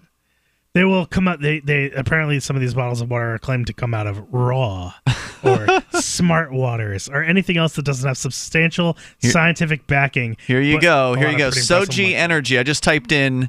I just Googled for most expensive bottled water, and in the little shopping area, the shopping results: amethyst quartz crystal elixir water bottle. Actually, this may just be a water bottle. Okay, I don't think it actually comes with water. So it's a stone in a bottle, like a crystal in a bottle. Oh, wait. We knew somebody who had one of these. Yeah. Yeah. A former radio host. Filico, $219 per 750 milliliter. I wonder if he paid that. Kona Nigari water, $402 per 750 milliliter. I mean, you've got to be a maniac.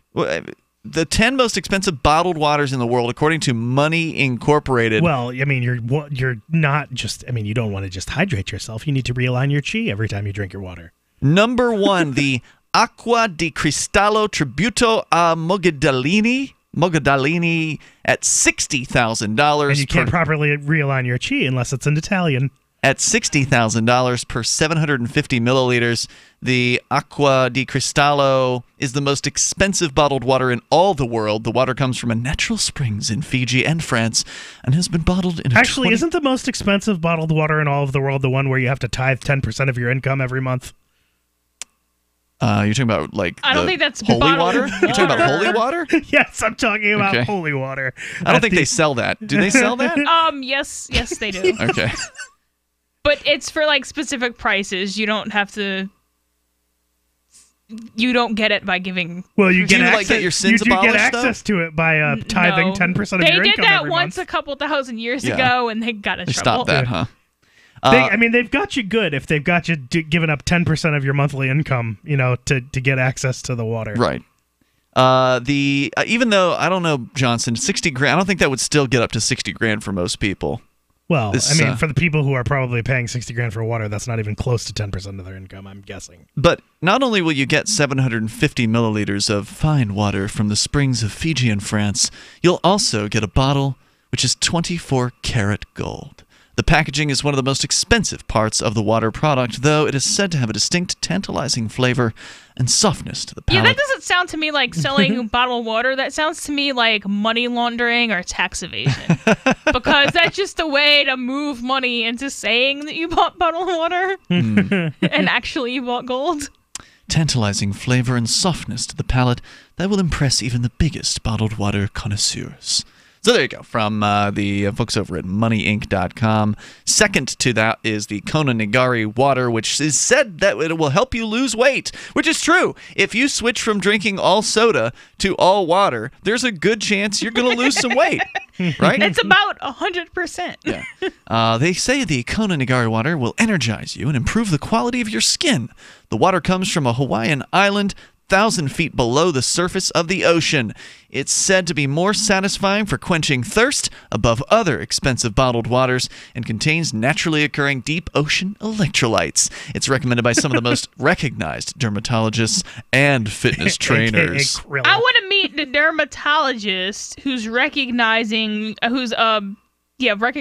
drinking bottled water soaked in gold.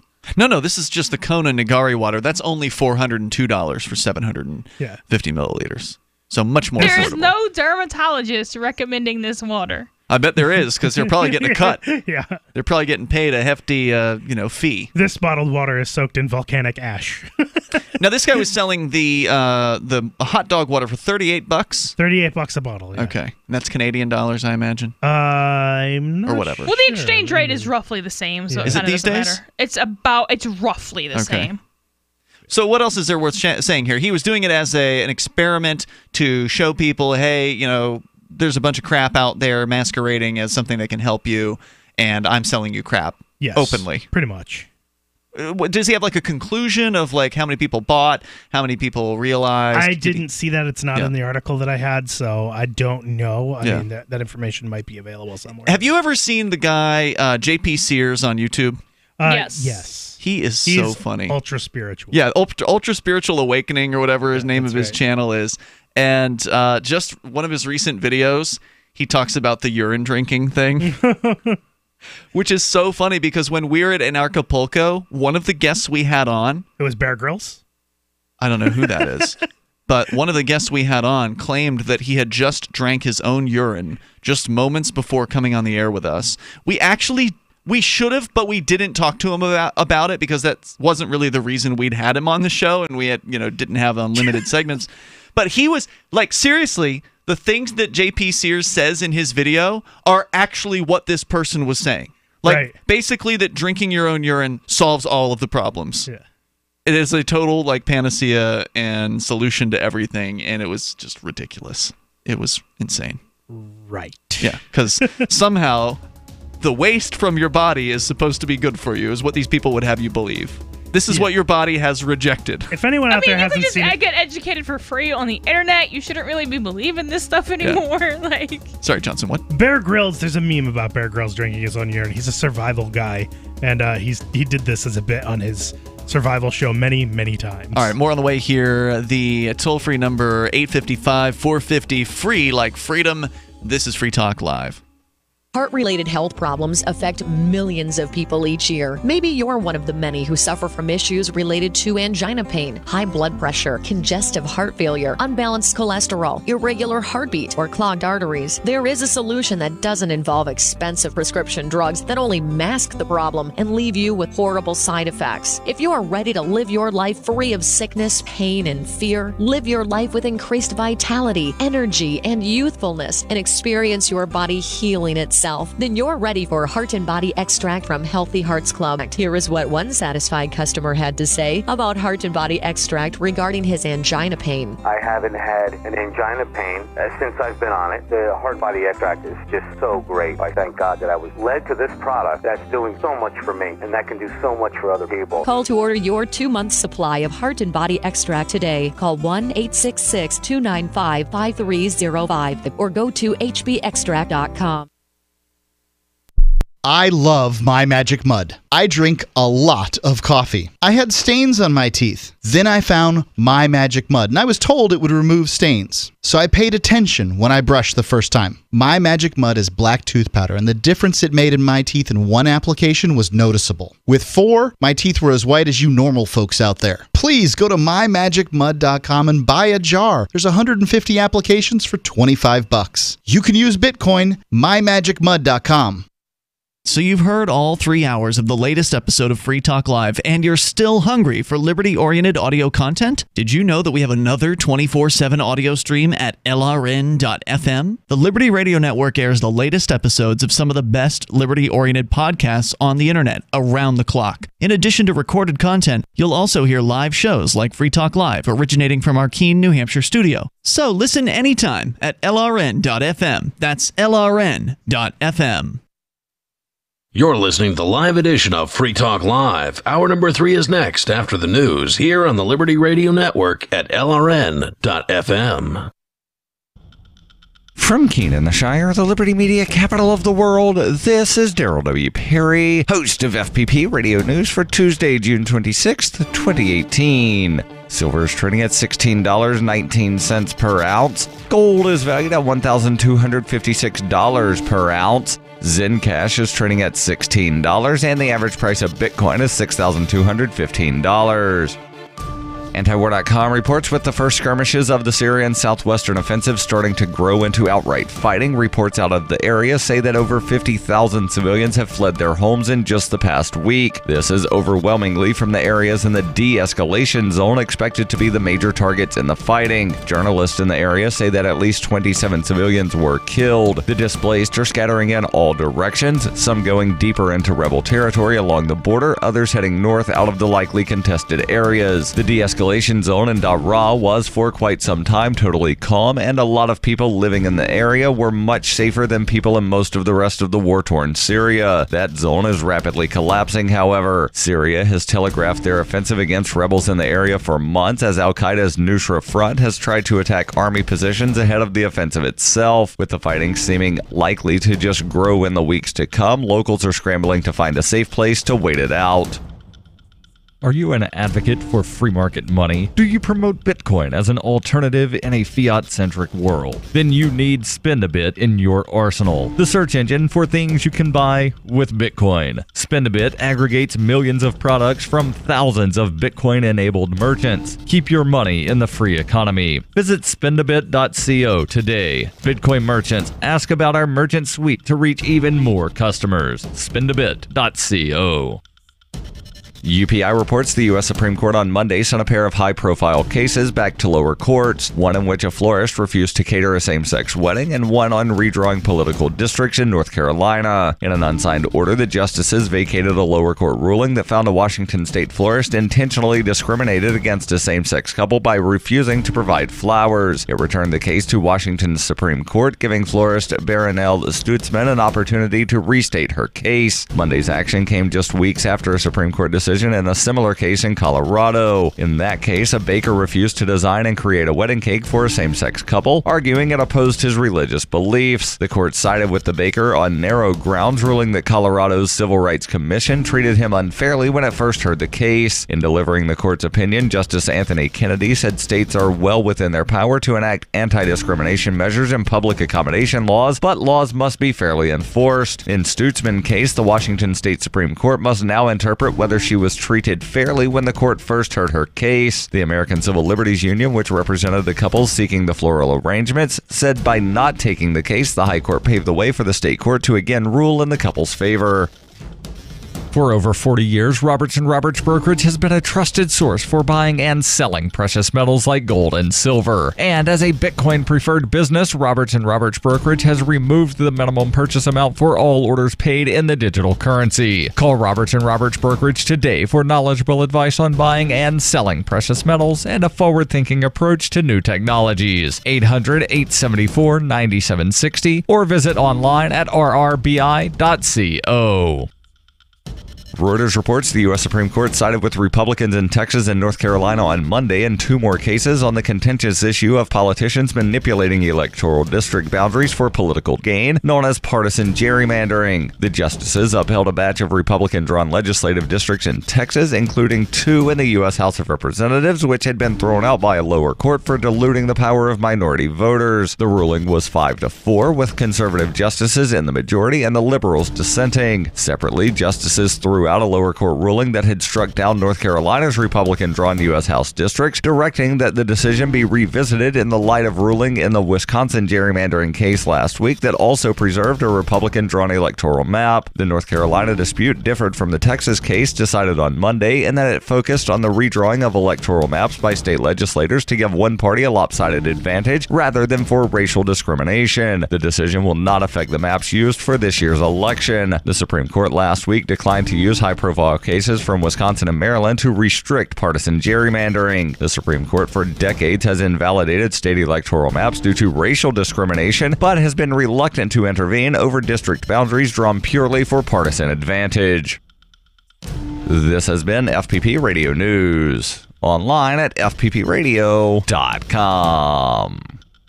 Well, it's the end of an era and the beginning of a new one. Today, Pennington's black part of town moved across the river to North Pennington. The Thompson family sold their home on the east side and moved to the old Kirkland Place at 17 Mansfield Place, establishing the all-new black neighborhood.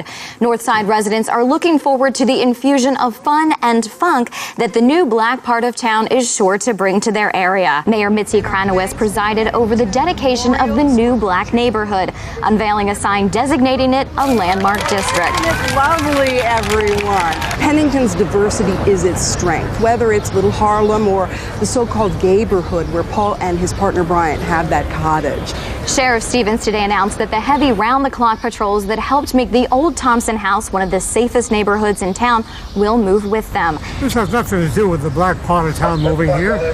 We just want to make sure that everyone here has a comfortable place to live. This is the Onion News Network.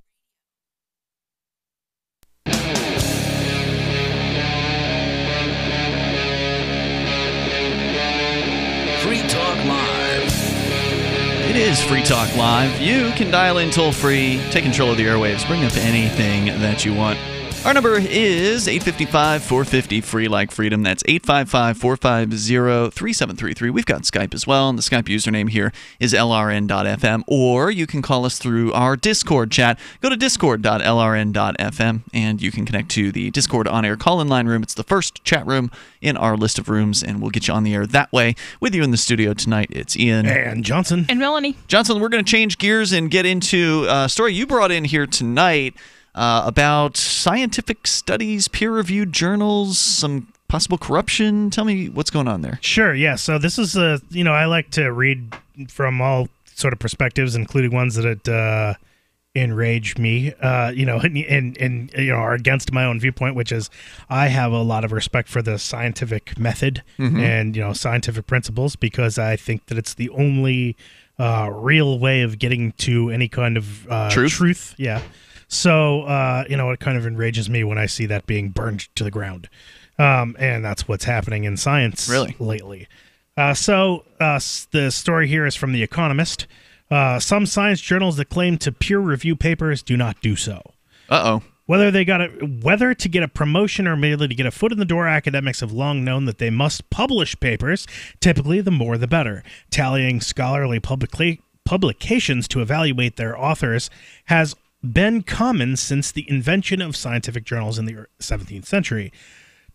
So, too, has the practice of journal editors asking independent, usually anonymous, experts to scrutinize manuscripts and reject those deemed flawed. That's the peer review process. Yep. A quality control process now known as peer review. Of late, however, this habit of according importance to papers labeled as peer-reviewed has become something of a gamble. A rising number of journals that claim to review submissions in this way do not bother to do so. Not coincidentally, this seems to be leading some academics to inflate their publication lists with papers that might not pass such scrutiny. Experts debate how many journals falsely claim to engage in peer review? That's what I want to know is how do you tell? I mean, because I didn't know this about peer review. What you told me in just a moment ago was that it's anonymous peers that actually review. So they give it to some supposed peer, some expert, but they don't necessarily reveal who that person is. If they do or do not do that, how do you prove that is the case? I mean, they're just saying, we did this. Well, they've found some ways to test it. Okay. So, again, there's debates over this. Cabell's, an analytics firm in Texas, has compiled a blacklist of those which it believes are guilty. According to Kathleen Berryman, who is in charge of this list, the firm employs 65 criteria to determine whether a journal should go on it. Though she is reluctant to go into details, Cabell's list is now around 8,700 journals. Whoa. Up from a bit over 4,000 a year ago. Another list which grew... How many of these damn journals are there? I guess a lot. Well, see, because there's not that many credible journals. So, yeah, you're going to be able to find just some random person who's like, oh, yeah, I have a science journal. I put stuff in it. Like, yeah, there's thousands and thousands of those. It's like anything else. There's a few credible things, and then there's just like... A bunch of crap. Yeah. Right. So that's not really surprising at all. So it's not a surprise then that the crappy journals are claiming falsely to be peer-reviewed in order to make themselves seem more important? Yeah, I guess so. Well, according to this, another list, which grew to around 12,000 journals, was compiled until recently by Jeffrey Beal, a librarian at the University of Colorado. Using Mr. Beal's list, Bo-Christer Bjork, an information scientist at the Henken School of Economics in Helsinki, estimates that the number of articles published in questionable journals has ballooned from about 53,000 a year in 2010 to more than 400,000 today. He estimates that 6% of academic papers by researchers in America appear to be in such journals. Behind all this is a change in the way that journals make their money. Over the past decade, many have stopped selling subscriptions. Instead, they charge authors a publication fee and permit people to read the result for nothing. This open access business model has the advantage of increasing the dissemination of knowledge, but it also risks corrupting the knowledge thus disseminated. The trouble with lichen. The truth of this was shown as far back as 2013 in an experiment conducted by John Bohannon, a journalist with a doctorate in molecular biology. Dr. Bohannon set up a sting operation by writing versions of a paper falsely claiming that a molecule found in lichens inhibits cancer. The papers featured, he says, laughably bad methodology and a shocking conclusion that the molecule is a promising new drug, despite an absence of clinical trials. Which would mean that if someone were actually peer reviewing, they would have caught all of these problems. Yeah, very easily. Because it was just blatantly obvious. He attributed the papers to fictional biologists at made-up African medical institutes and then submitted them to open access journals. Of 121 chosen from a blacklist, 69% offered to publish the paper for a fee, even when he turned to journals on a whitelist of supposedly trustworthy open access journals. 38% of the 167 he approached fell into the trap. Interesting. Dr. Bohannon's experiment did lack a true control, submission to journals that still charge subscriptions. Nevertheless, his findings were worrying, and since then, he says, things have only gotten darker. One aspect of that darkness is that compiling a blacklist has itself become risky. Mr. Beal stopped adding to his list last year and left his job at the University of Colorado in March. He claims to have been subjected to pressure from a superior to a research misconduct investigation by the university and to threats of lawsuits by publishers. The university, for its part, says that no pressure was put on him to take down the list. As far as it is aware, that decision was his, and his job was never in jeopardy because of his work researching open access journals. It cannot, however, disclose whether or not there was a research misconduct investigation. Disclosure happens only after a finding has been made in such an investigation. Mr. Beal's list has been taken up by another researcher who has since appended 690 new journals to it. But this new custodian refuses to be named. Meanwhile, at Cabell's, Ms. Berryman reckons the publishers of bogus journals are getting even cannier.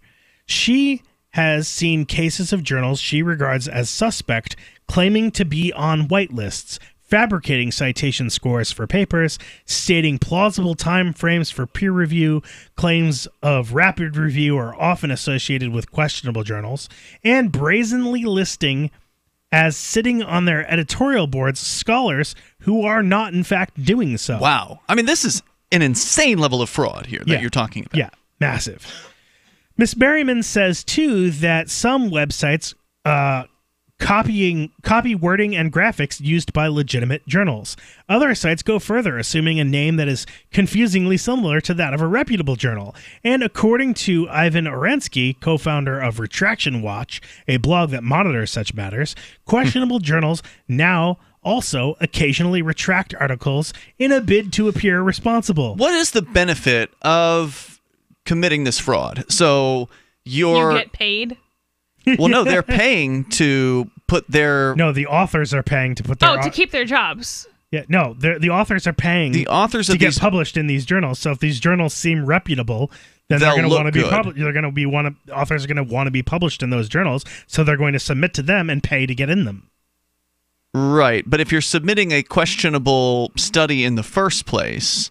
It doesn't matter. You work for the state. You go to the state and you say, you said I had to publish 5 papers this comes down semester. to the government. Oh, this is the state? Oh, well... The journals are not the state. No, but the people who are... The grants are the state. Yeah, well, this article isn't going to talk about the grants. Most professors have a set number of studies they have to publish per year, per semester. And they don't get graded on value of the study or in-depth of the study or anything like that. Just whether it's published. Like number of publications you have, literally. It'll touch on it a little bit. Which means that they then get a grant from taxpayer money. They don't even necessarily get a grant. They just keep their job.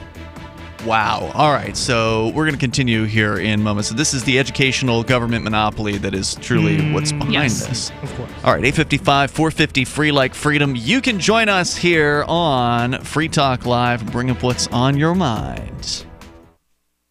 From the 6th letter of Captain Mark. A pirate's life is characterized by voluntary interactions. Unfortunately, the Crown presses everyone into involuntary servitude.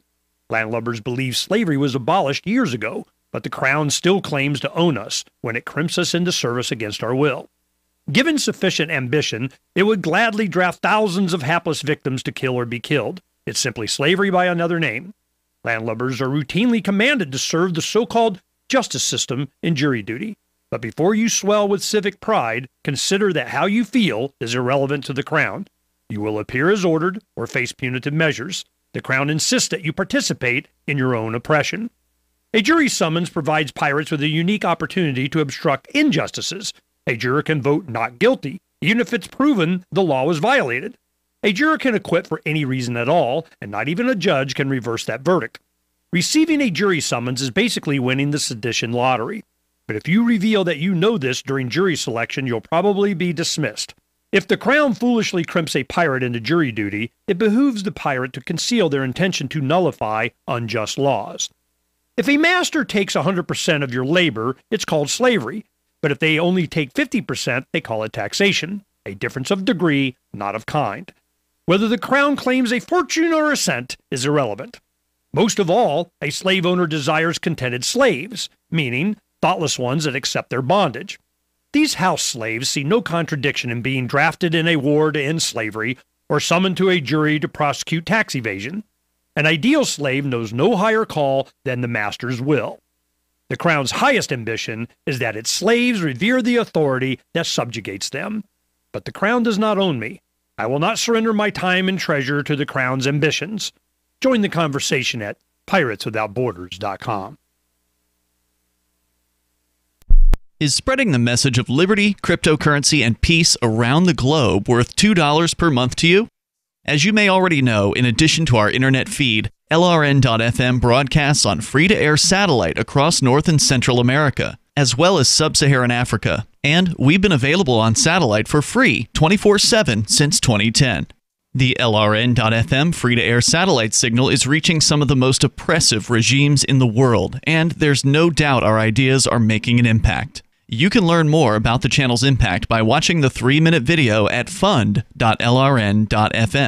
If you'd like to help free minds globally with our ideas of liberty, cryptocurrency, and peace, you can donate as little as $2 per month via fund.lrn.fm. You can help us continue and expand our satellite broadcast to multiple continents. Visit fund.lrn.fm today, and thank you for your help. Don't forget to share the link on social media. That's fund.lrn.fm. LRN.FM is proud to announce our official listening apps for Android and iOS devices. Now you can easily tune into our streams anywhere, anytime on your smartphone or tablet. Just visit apps.lrn.fm or search for LRN.FM in the Android or Apple app stores. Please download, rate us 5 stars, then share the link on your social media and let your friends and family know how you're listening to LRN.FM. Download it now, free at apps.lrn.fm. Ross Ulbricht was convicted in early 2015 of running the infamous Silk Road Underground Market. The Silk Road was a gift to humanity and helped reduce the harms brought on by drug prohibition. For this good deed, Ross has been sentenced to life in prison with no possibility of parole. Now, an appeal is Ross's only chance, and he needs your support. Please visit freeross.org, where you can contribute via various methods, including Bitcoin. Visit freeross.org. That's freeross.org. Help get LRN.FM into more ears. Visit promote.lrn.fm for a free bumper sticker, flyers, banners, graphics, and more. Promote.lrn.fm.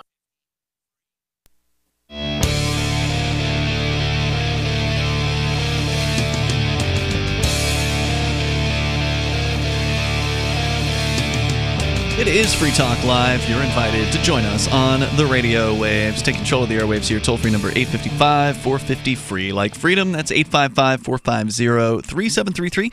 We've got Skype as well. Skype on in to join us at Skype username LRN.FM. With you in the studio tonight, you've got Ian. And Johnson. And Melanie. And, of course, you can bring up anything that's on your mind. We've been talking about a disturbing story, Johnson, where there's some evidence that has been uncovered showing that these scientific journals supposedly are not so scientific, many of them, like thousands of them apparently, claiming to be peer-reviewed. Point of fact, not actually peer-reviewed. And this was tested by a scientist, a journalist who's also studies science, who submitted a blatantly false, obviously messed up study to multiple journals. Hundreds of them, I guess, and was shocked with how many of them actually published it. So just to recap real quick here, Miss Berryman says, too, that some websites copy wording and graphics used by legitimate journals. Other sites go further, assuming a name that is confusingly similar to that of a reputable journal. And according to Ivan Oransky, co-founder of Retraction Watch, a blog that monitors such matters, questionable journals now also occasionally retract articles in a bid to appear responsible in what can only be described as a superb piece of subterfuge. Now, this is, again, this is something that infuriates me because essentially what I'm seeing here is science, which I think is, the scientific method is one of the basically only real good ways of figuring out the truth, is being torn down by what else than government. The incentive structure put in place by these government education monopolies. What else is government good at other than propaganda, misinformation, destroying the truth, shredding reality in order to, line the pockets of politicians? Well, here's how this works. This scientific journal thing, none of it would matter if institutions hiring academics were appropriately vigilant about checking candidates' publication histories against blacklists and similarly inquisitive about the publications of those already employed. But some apparently are not. They're just taking them at their word. Oh, I've got all these published studies. Oh, great. You're hired. According to Brian Nosek, head of the Center for Open Science, a not-for-profit organization in Virginia that studies the matter, many institutions that hire and promote researchers seem unconcerned about where those researchers have been publishing, a problem made worse by recent requirements by the American and Canadian governments that taxpayer-funded research must be published in open access journals. Unsurprisingly, this is an area in which data are hard to come by. But one academic has been prepared to stick his neck out and investigate his own institution. Last year, Derek Pine, an economist at Thompson Rivers University's Business School in British Columbia, published a paper in the Journal of Scholarly Publishing, itself published by the University of Toronto Press.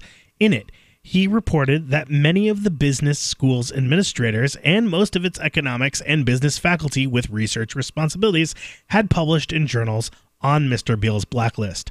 Dr. Pine also claimed that these papers seemed to further their authors' careers. Of the professors rather than science. Yeah. Of the professors who had published in the blacklisted journals, 56% had subsequently won at least one research award from the school. All 10 instructors promoted to full professor during the study period had published in a journal on Mr. Beale's list. Subsequently, Dr. Pine told school officials that an administrator up for promotion had published widely in blacklisted journals. This earned Dr. Pine an email from the university's Human Resources Department on June 15th, threatening him with disciplinary action for defamatory language and accusations. When asked, the university declined to comment. So even though he had evidence, the system has turned against him because he's making them look bad. Yep. With the truth. Yeah. Peer review.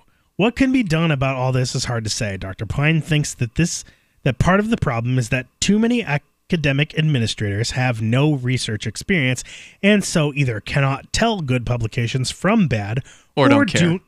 Or do not care. They're just too busy pushing their pencils or whatever it is they have to do, whatever bureaucratic tasks they have. And, looks like you've published your journals for the or published your studies for the year. Congratulations. You're staying on with your tenure and whatever. Yeah.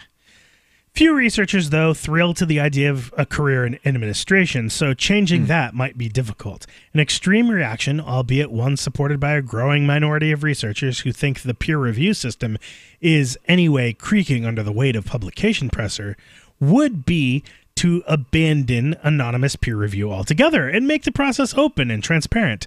This could be done, as sometimes happens already, by publishing unreviewed papers on special servers and then inviting criticism conditional on the name of the critic being public.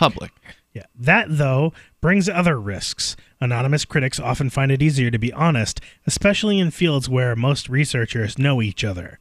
One far-fetched solution is a return to journal subscriptions. These have for so long been excoriated as rent-seeking profit inflators restricted the flow of information that a change of course now would be unthinkable. But those who pushed for their elimination might be wise to pause for thought, as the old proverb has it, be careful what you wish for, you might get it. Wow. So basically, there's no real good answer here besides what they don't propose, which is, of course, a complete upending of the government indoctrination, government state-run school system. Right, but to be fair, they're kind of looking for a shorter-term solution to a specific problem, not do we have enough firepower to overthrow the United States federal government. No, I understand that. But ultimately, none of those solutions sound like they were real enthusiastic about their chances for, success. I mean, anybody could adopt, and it wouldn't even have to be the researchers getting together. Anybody who's qualified to do this, if there was a demand for this, could kind of do the Wikipedia thing where, although Wikipedia is open, but anybody can peer review anything in a field that they work in. So I know how we would solve this I don't problem. think it's as much of a problem as they're kind of making it out to be. I think we could solve this problem with a law, actually. Oh, really? Yeah. What's that? Outlaw peer review. Because government laws always do the opposite. Speaking of laws, there's news here that is pretty big news today about the Supreme Court apparently coming down on the side of Donald Trump on his Muslim ban. Yeah. Bad news from the Associated Press, where a sharply divided Supreme Court has upheld Donald Trump's ban on travel from several mostly Muslim countries. This decision coming down today, the conservative majority taking Trump's side in a major ruling supporting his presidential power. A dissenting liberal justice said the court was making a historic mistake by refusing to recognize the ban discriminates against Muslims. The 5-4 decision was a big victory for Trump in the court's first substantive ruling on one of his administration's policies. Victory for the rule of law. It also was the latest demonstration of a newly invigorated conservative majority and a bitter defeat for the court's liberals. The ruling came on an issue that has been central for Trump from his campaign outbursts against radical Islamic terrorism through his presidency. He tweeted a quick reaction, wow, and then celebrated at greater length before television cameras. We'll tell you more about the court's decision here, and this is not good news because if this, Supreme Court, and Melanie, you are trained as an attorney, you went to law school, so I'm interested in getting your viewpoint on this. I imagine you were already aware of the decision. We'll continue here in moments. And what does all this mean? What will it mean for the future of travel to America? And why anybody would want to come here, I'm really not sure at this point. Healthcare reform is confusing, but whether it's finding an affordable insurance plan, keeping your doctor, or being able to afford needed prescriptions, navigating the healthcare system has become a challenge. Control your own healthcare costs and choices with Liberty HealthShare. Liberty HealthShare is not insurance. It is an association of self-pay patients who unite with like-minded people to share the cost of each other's medical needs. Neighbor helping neighbor. Learn more now by going to libertyoncall.org. That's libertyoncall.org. Hunters, anglers, campers, and survivalists. Get back to nature. Expand your horizons with the highest quality, most versatile, unique slingshots and sling bows on the market at slingbow.com. Slingbow products are compact and models start from just $17.98. They're perfect for your bug-out bag or storing in your vehicle. Give yourself and your loved ones the excitement and tradition of Slingbow, a new frontier in archery and truly modern twist on this primitive survival tool. Feel the thrill only at slingbow.com. A new medical study on the effects of marijuana use confirms that everyone knows you're high and that you'll never stop feeling like this. Everyone can smell the marijuana on your breath and on your clothes. Everyone is laughing at you. Additionally, the in-depth report reveals that despite trying to act cool, you're definitely laughing too much and everyone is messing with you. Your parents know you're high. Your friends know you're high. Strangers on the street know you're high. If you're young and you smoke marijuana, you will probably never be able to find a job. And if you're an adult, you will most likely be fired. If you hear a noise, that's probably the police, and you're probably going to jail. While previous studies suggested that it's all good and that we're all made of the same stuff that makes stars, new research indicates that your brain got broken and you shouldn't have done this. Doctors say the study raises important questions such as, what if that wasn't just marijuana and how are you going to get home? This is the Onion News Network.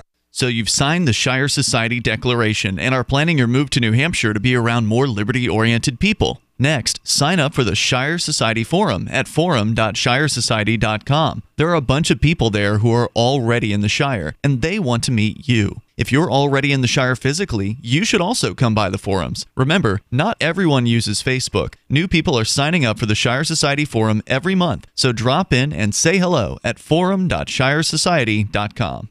There are lots of ways to listen to Free Talk Live. Our podcast has been around since podcasts began, and now the FTL feed is loaded with content besides our full show archives. Did you know that we make it easy for you to customize your podcast subscriptions? We have different feeds, one that includes only our full shows, one with just the Daily Digest, and one with just the Edgington Post. You decide what you listen to. It's quick and easy to customize your feeds at feeds.freetalklive.com. That's feeds.freetalklive.com. Since time began, tyrants have taken aim at personal liberties. Now there's a movie that aims back. The government has no more right to tell us what to put in our bodies than they have to take our guns or tell us what books we can read. 6 drug police were eaten by bears while raiding a marijuana farm. On your knees, you dirty hippie! Jesus. On your knees! What's the problem, officer? Today, many cops who enforce pot laws do so only because it provides them with cushy jobs, good benefits, and a chance to push people around. I was an undercover narcotics officer. The drug war is nothing but a farce. The Second Amendment says you gotta keep you and your gat intact. Guns and Weed, The Road to Freedom. A film by Michael W. Dean and Nima Vadati. DVD available now at gunsandweed.com or on Amazon. That's gunsandweed.com. Makes the perfect gift. Remember, that's gunsandweed.com. Some of our live shows are streamed in HD on Twitch. Please follow and share at twitch.lrn.fm. That's twitch.lrn.fm.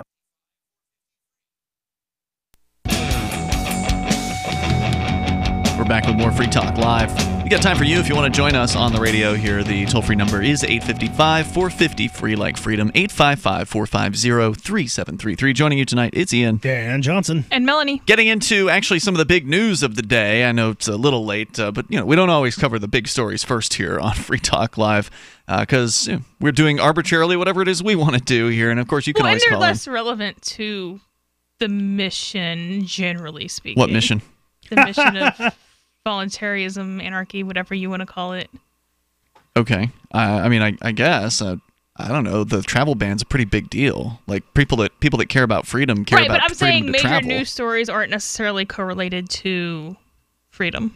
Oh, yeah, major most of the time. And that's why we don't generally talk about the major stories. But this one is worth talking about because the freedom to travel is one of those fundamental freedoms that libertarian or liberty-minded people should be on board with. And it's actually something that a lot of people who call themselves libertarians do not agree with and they don't understand because they have these silly analogies towards, well, it's like your house. The country's like your house and you don't have to let everyone in your house. They just all, they've got these ridiculous claims. So let's get back into the story here from the Associated Press. But first, I do want to let you know about the Tom Woods podcast.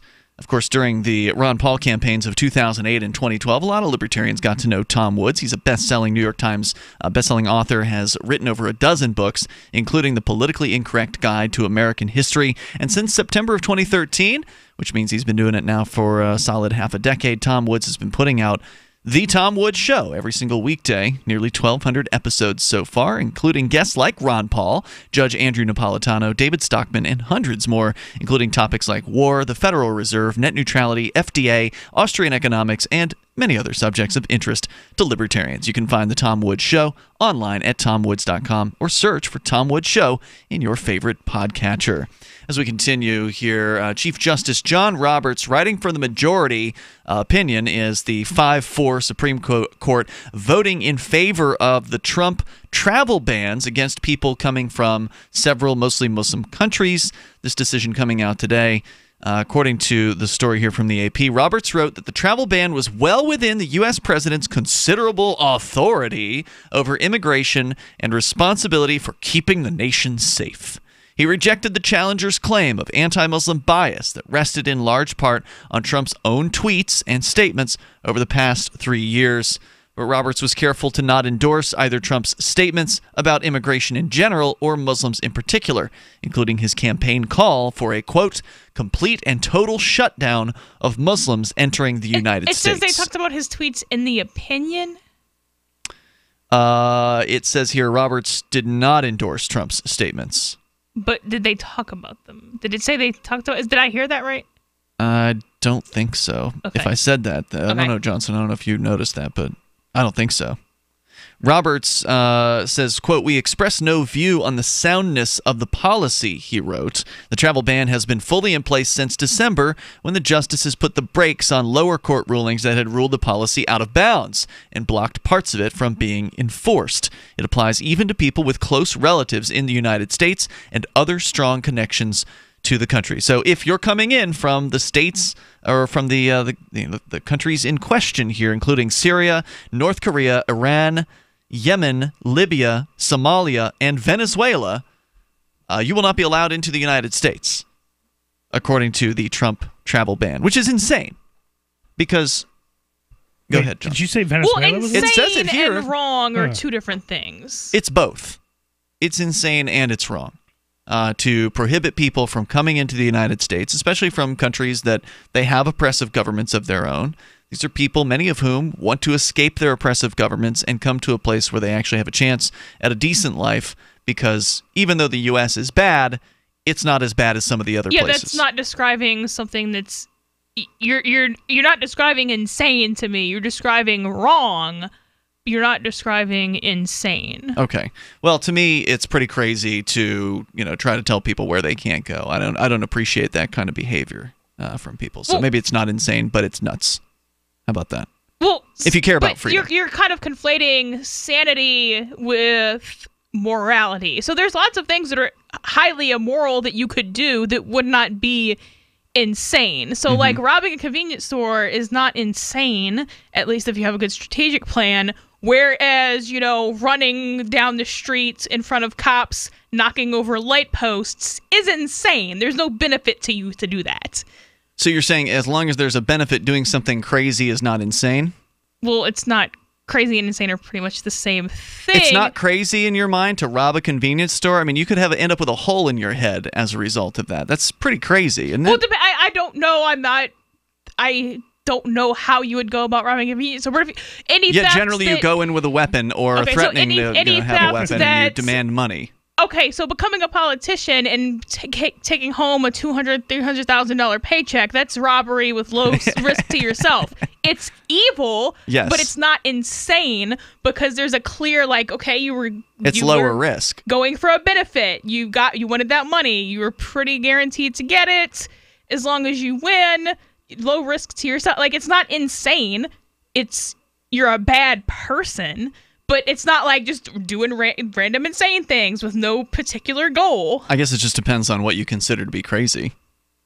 So apparently you don't think robbing a convenience store is a crazy act. You think it's a... I'm not qualified on someone's strategy and doing an armed robbery, but assuming you had a good strategy, it's not insane. It's highly immoral. I guess we're going to have to agree to disagree on that one. So anyway, back to the story here. It applies in a dissent she summarized aloud in courts. Justice Sonia Sotomayor said, quote, "History will not look kindly on the court's misguided decision today, nor should it." Other justices dissented, including Breyer, Ginsburg, and Kagan. Sotomayor wrote that based on the evidence in the case, quote, "A reasonable observer would conclude that the proclamation was motivated by anti-Muslim animus." She said her colleagues in the majority arrived at the opposite result by, quote, "ignoring the facts, misconstruing our legal precedent, and turning a blind eye to the pain and suffering that the proclamation inflicts upon countless families and individuals, many of whom are United States citizens." Unquote. She likened the case to the discredited Korematsu versus U.S. decision that upheld the detention of Japanese Americans during World War II. Roberts responded in his that's not the same at all, but okay. Roberts responded in his opinion saying Korematsu has nothing to do with this case and was gravely wrong the day it was decided, unquote. The travel ban was among the court's biggest cases this term and the latest in the string of 5-4 decisions in which the conservative side of the court has prevailed. Gorsuch included was chosen by Trump after Republicans in the Senate refused to grant a hearing to a federal appeals judge who was nominated by Obama. Blah, blah, blah. Soon after the ruling, the campaign of Mitch McConnell, etc., etc. The Trump policy applies to travelers from 5 countries with overwhelmingly Muslim populations: Iran, Libya, Somalia, Syria, and Yemen. It also affects 2 non-Muslim countries, blocking travelers from North Korea and some Venezuelan government officials and their families. Okay, so it's not everybody from Venezuela. A 6th majority Muslim country, Chad, was removed from the list in April after it improving its, quote, identity management and information sharing practices, said Trump in a proclamation. The administration had pointed to the Chad decision to show the restrictions were premised only on national security concerns. So the proposal being there that, well, if they just get their act together, these countries, and they, put in the strictures that we want them to, then maybe we would remove these travel restrictions. It's not about the fact that they're Muslim. It's about the fact that they're claiming here that they just don't have the right controls in place. The administration has pointed to the Chad decision to show the restrictions, the challengers argued the court could not just ignore all that had happened, beginning with Trump's campaign tweets, to prevent the entry of Muslims into the United States. And that seems pretty telling. But apparently it didn't really faze the justices here. Well, they're also not a fact-finding court. What do you mean? They're an appellate court. Or usually they're an appellate court. They can only rule on questions of law, is what you're saying. So they can't even bring this in as evidence.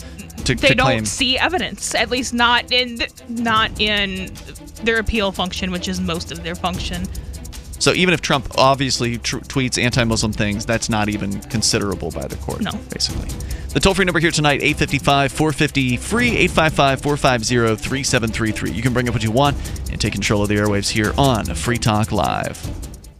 The Bitcoin.com wallet is a simple and powerful, full-featured wallet. that allows you to send and receive Bitcoin Cash and Bitcoin Core with anyone, anywhere in the world. It supports both single and multi-signature wallets and is available in multiple languages. Use the Bitcoin.com wallet to buy, send, store, and receive both Bitcoin Cash and Bitcoin Core. Learn more at wallet.bitcoin.com. What's more profitable, running your business or doing bookkeeping? Doing your business, of course, but you want to keep your books so that you can maximize your tax savings, right? What if I told you that there's a person that's a bookkeeper, accountant, and law school graduate that's also a hardcore libertarian? My name is Melanie Johnson, and I hate the state. I will aggressively help you to minimize your tax exposure and maximize profits, all while staying within the law. Melanie's your best choice for your taxes and bookkeeping needs. Go to tax.freetalklive.com and check out our website, tax.freetalklive.com. Normal blood pressure, naturally. How would that make you feel? I'm Don from New Mexico. January of 2000, I had a heart attack.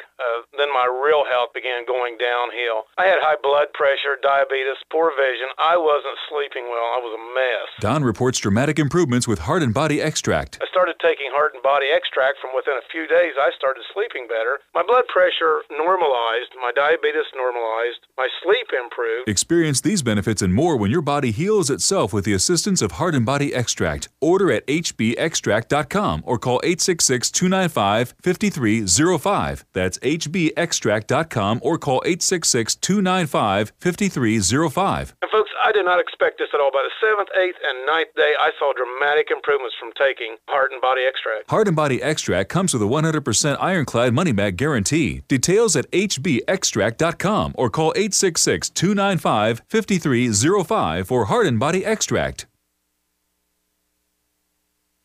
Excuse me, is this where I get a license to start a new business? I wouldn't be hasty. You have to get a license to go out of business, too, you know. Oh, well, look, I've invented this little anti-gravity machine, see? Oh, is that why you're walking 2 inches above the floor? Oh, yes, it's very comfortable. It saves on shoe leather. Yeah, well, you have to fill out these forms and report to the Human Services Department of Manpower Orientation and register with the Fair Employment Practice Commission, the Wage and Hour Division of the Employment Standards Administration, the State Sales and Income Tax Division, the Internal Revenue Service, and the Social Security Administration of the Department of Health, Education, and Welfare, and, of course, OSHA. OSHA? I thought that was a little town in Wisconsin. You'll find out. Say, floating around like that could be dangerous. Have you checked with the Consumer Product Safety Commission? Well, not yet. Come to think of it, you actually are flying, aren't you? Look, you need to go over to the Federal Aviation Administration and the Transportation... It's very hard to get anything done these days if you're in business, but free enterprise built this country. Think what could happen if we don't keep it free. A public service of this station and the Center for the Defense of Free Enterprise, Bellevue, Washington. We just can't have people floating about unregulated, you know. LRN.FM now has a Discord. Discord is a free text and voice chat platform, and we now have our own server with a bunch of channels at discord.lrn.fm. You can join other listeners as they chat about various things during our live shows, or anytime, day or night. Discord software is available cross-platform, so you can have it on whatever device you want and take your chats anywhere. Join our Discord at discord.lrn.fm. That's discord.lrn.fm.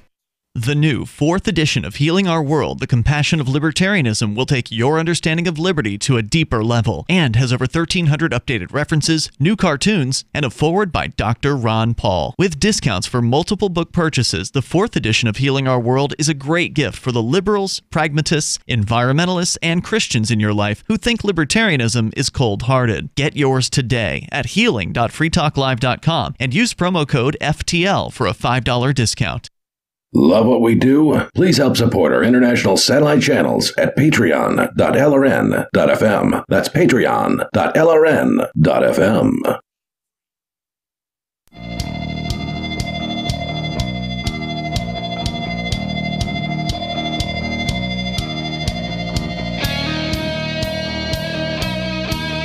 It's Free Talk Live. Dial in, toll free, bring up whatever you want. Remaining moments are now, which means we got time for you if you want to jump on the line with us. In the studio, it's Ian. And Johnson. And Melanie. As we continue here, of course, you can bring up anything, and I do want you to know about liberty.menu. That's where you can go if you are a liberty-minded person, if you're an individual who rejects the initiation of force and agrees to abide by the ethics of the non-aggression principle, you qualify to use liberty.menu to list your business or maybe your event or your digital content. There's different categories. It's basically a libertarian business directory.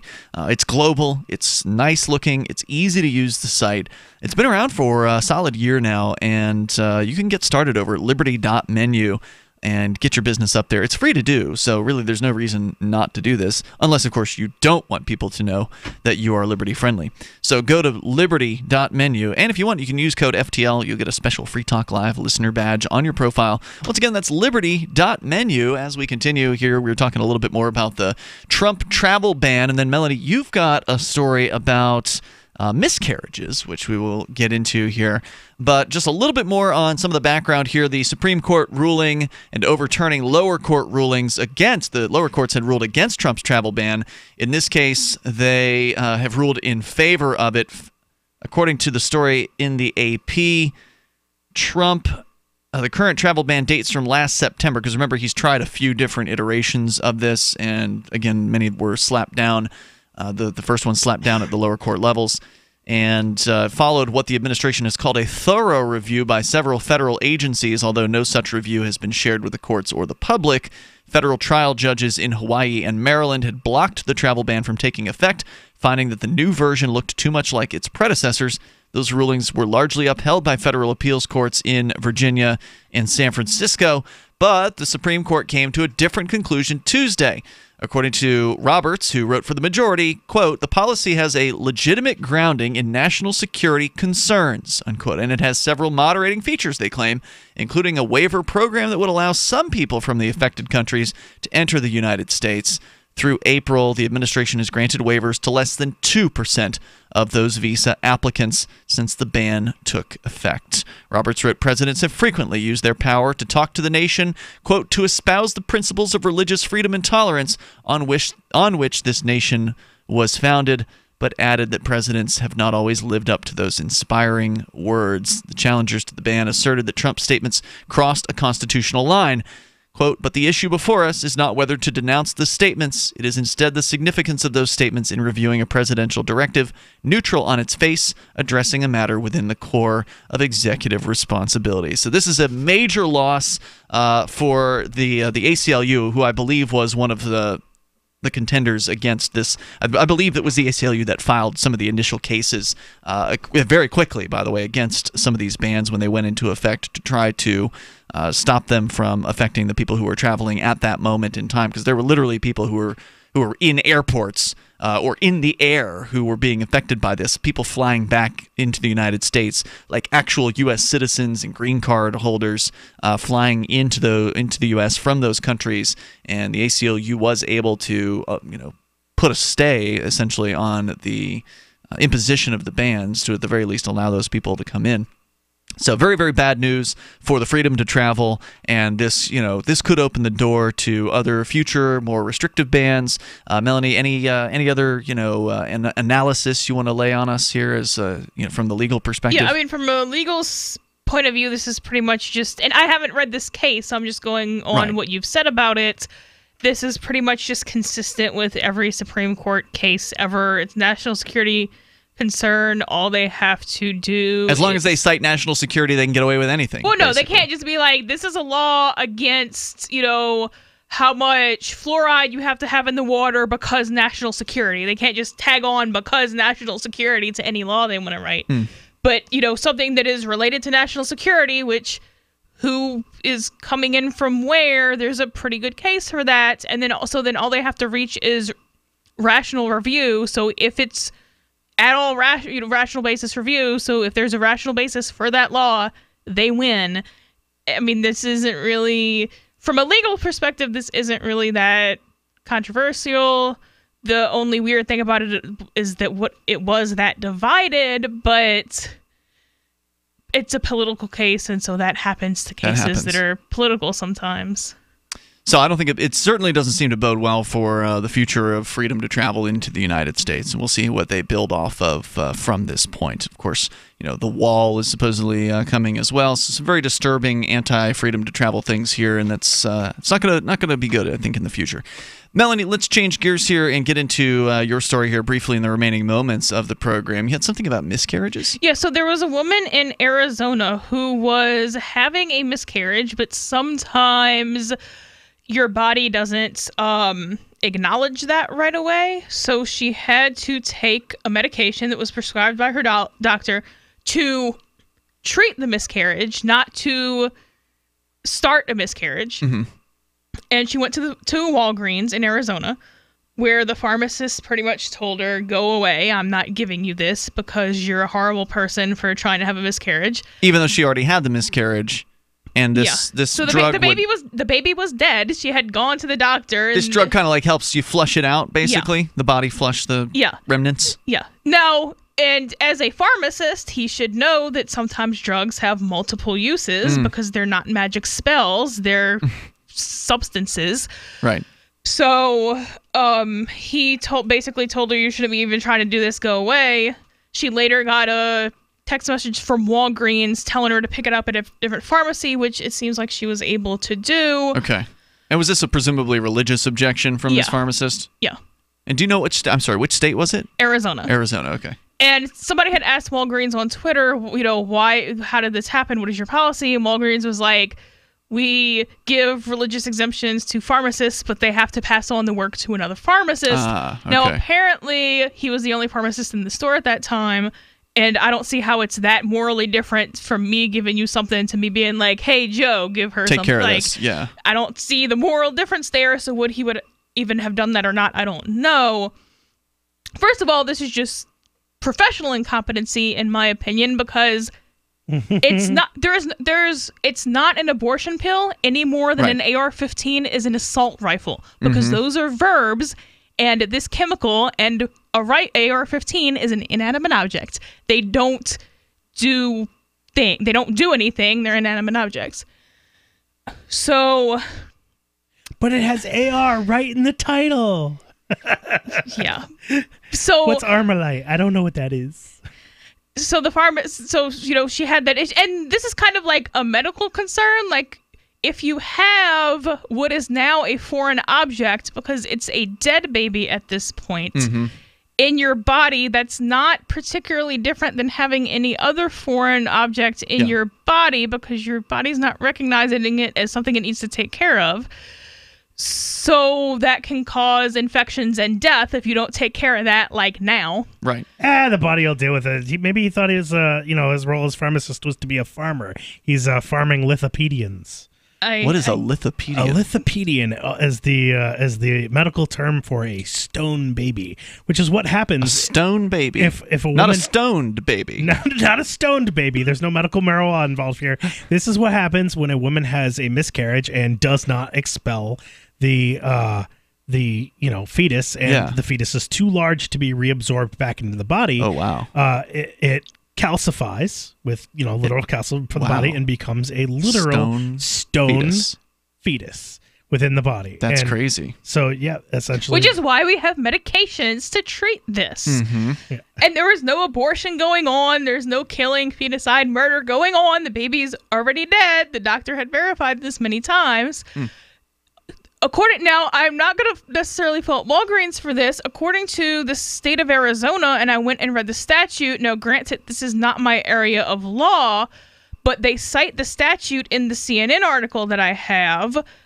I am pretty sure that the state of Arizona makes Walgreens allow this, because they have religious exemptions for pharmacists that have to be respected by their employers. So even though Walgreens is like, this is a substance that we sell, do you want to work here? A pharmacist can say, yes, I want to work here. But not sell that one thing. But I'm just going to not randomly not sell your products. Yeah. So the pharmacist has the backing of Arizona State. Yes. Gotcha. So this is not Arizona's fault. This is not Walgreens' fault. This is the state of Arizona's fault. And this is not an abortion issue because the baby's already dead. This is a medical treatment issue. And a pharmacist who doesn't know what the heck he's doing, basically. Did not realize what the situation was. But at the very least, she did get the medication and presumably took care of the later situation. on, yeah. All right, so out of time for tonight. You can join us online between now and tomorrow over at freetalklive.com. Check out Johnson's website, libertyminded.com, for cool Free Talk Live gear and other cool Liberty and cryptocurrency t-shirts and such. And Melanie's over at tax.freetalklive.com. I'll see you tomorrow. Why did you move to the Shire? I moved here to the Shire because there's other people around who take liberty just as seriously as I do.